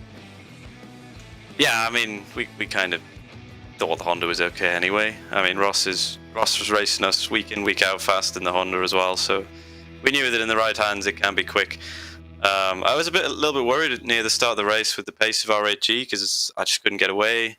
I mean, he couldn't get away from me either. It was just to and fro with the traffic. But yeah, they really seemed to have good pace. I wasn't sure how it would work out once we eventually got some clean air. But yeah, we just seemed to have better longevity through the stints, I guess. So towards the end, that's when we seemed to pull the gaps.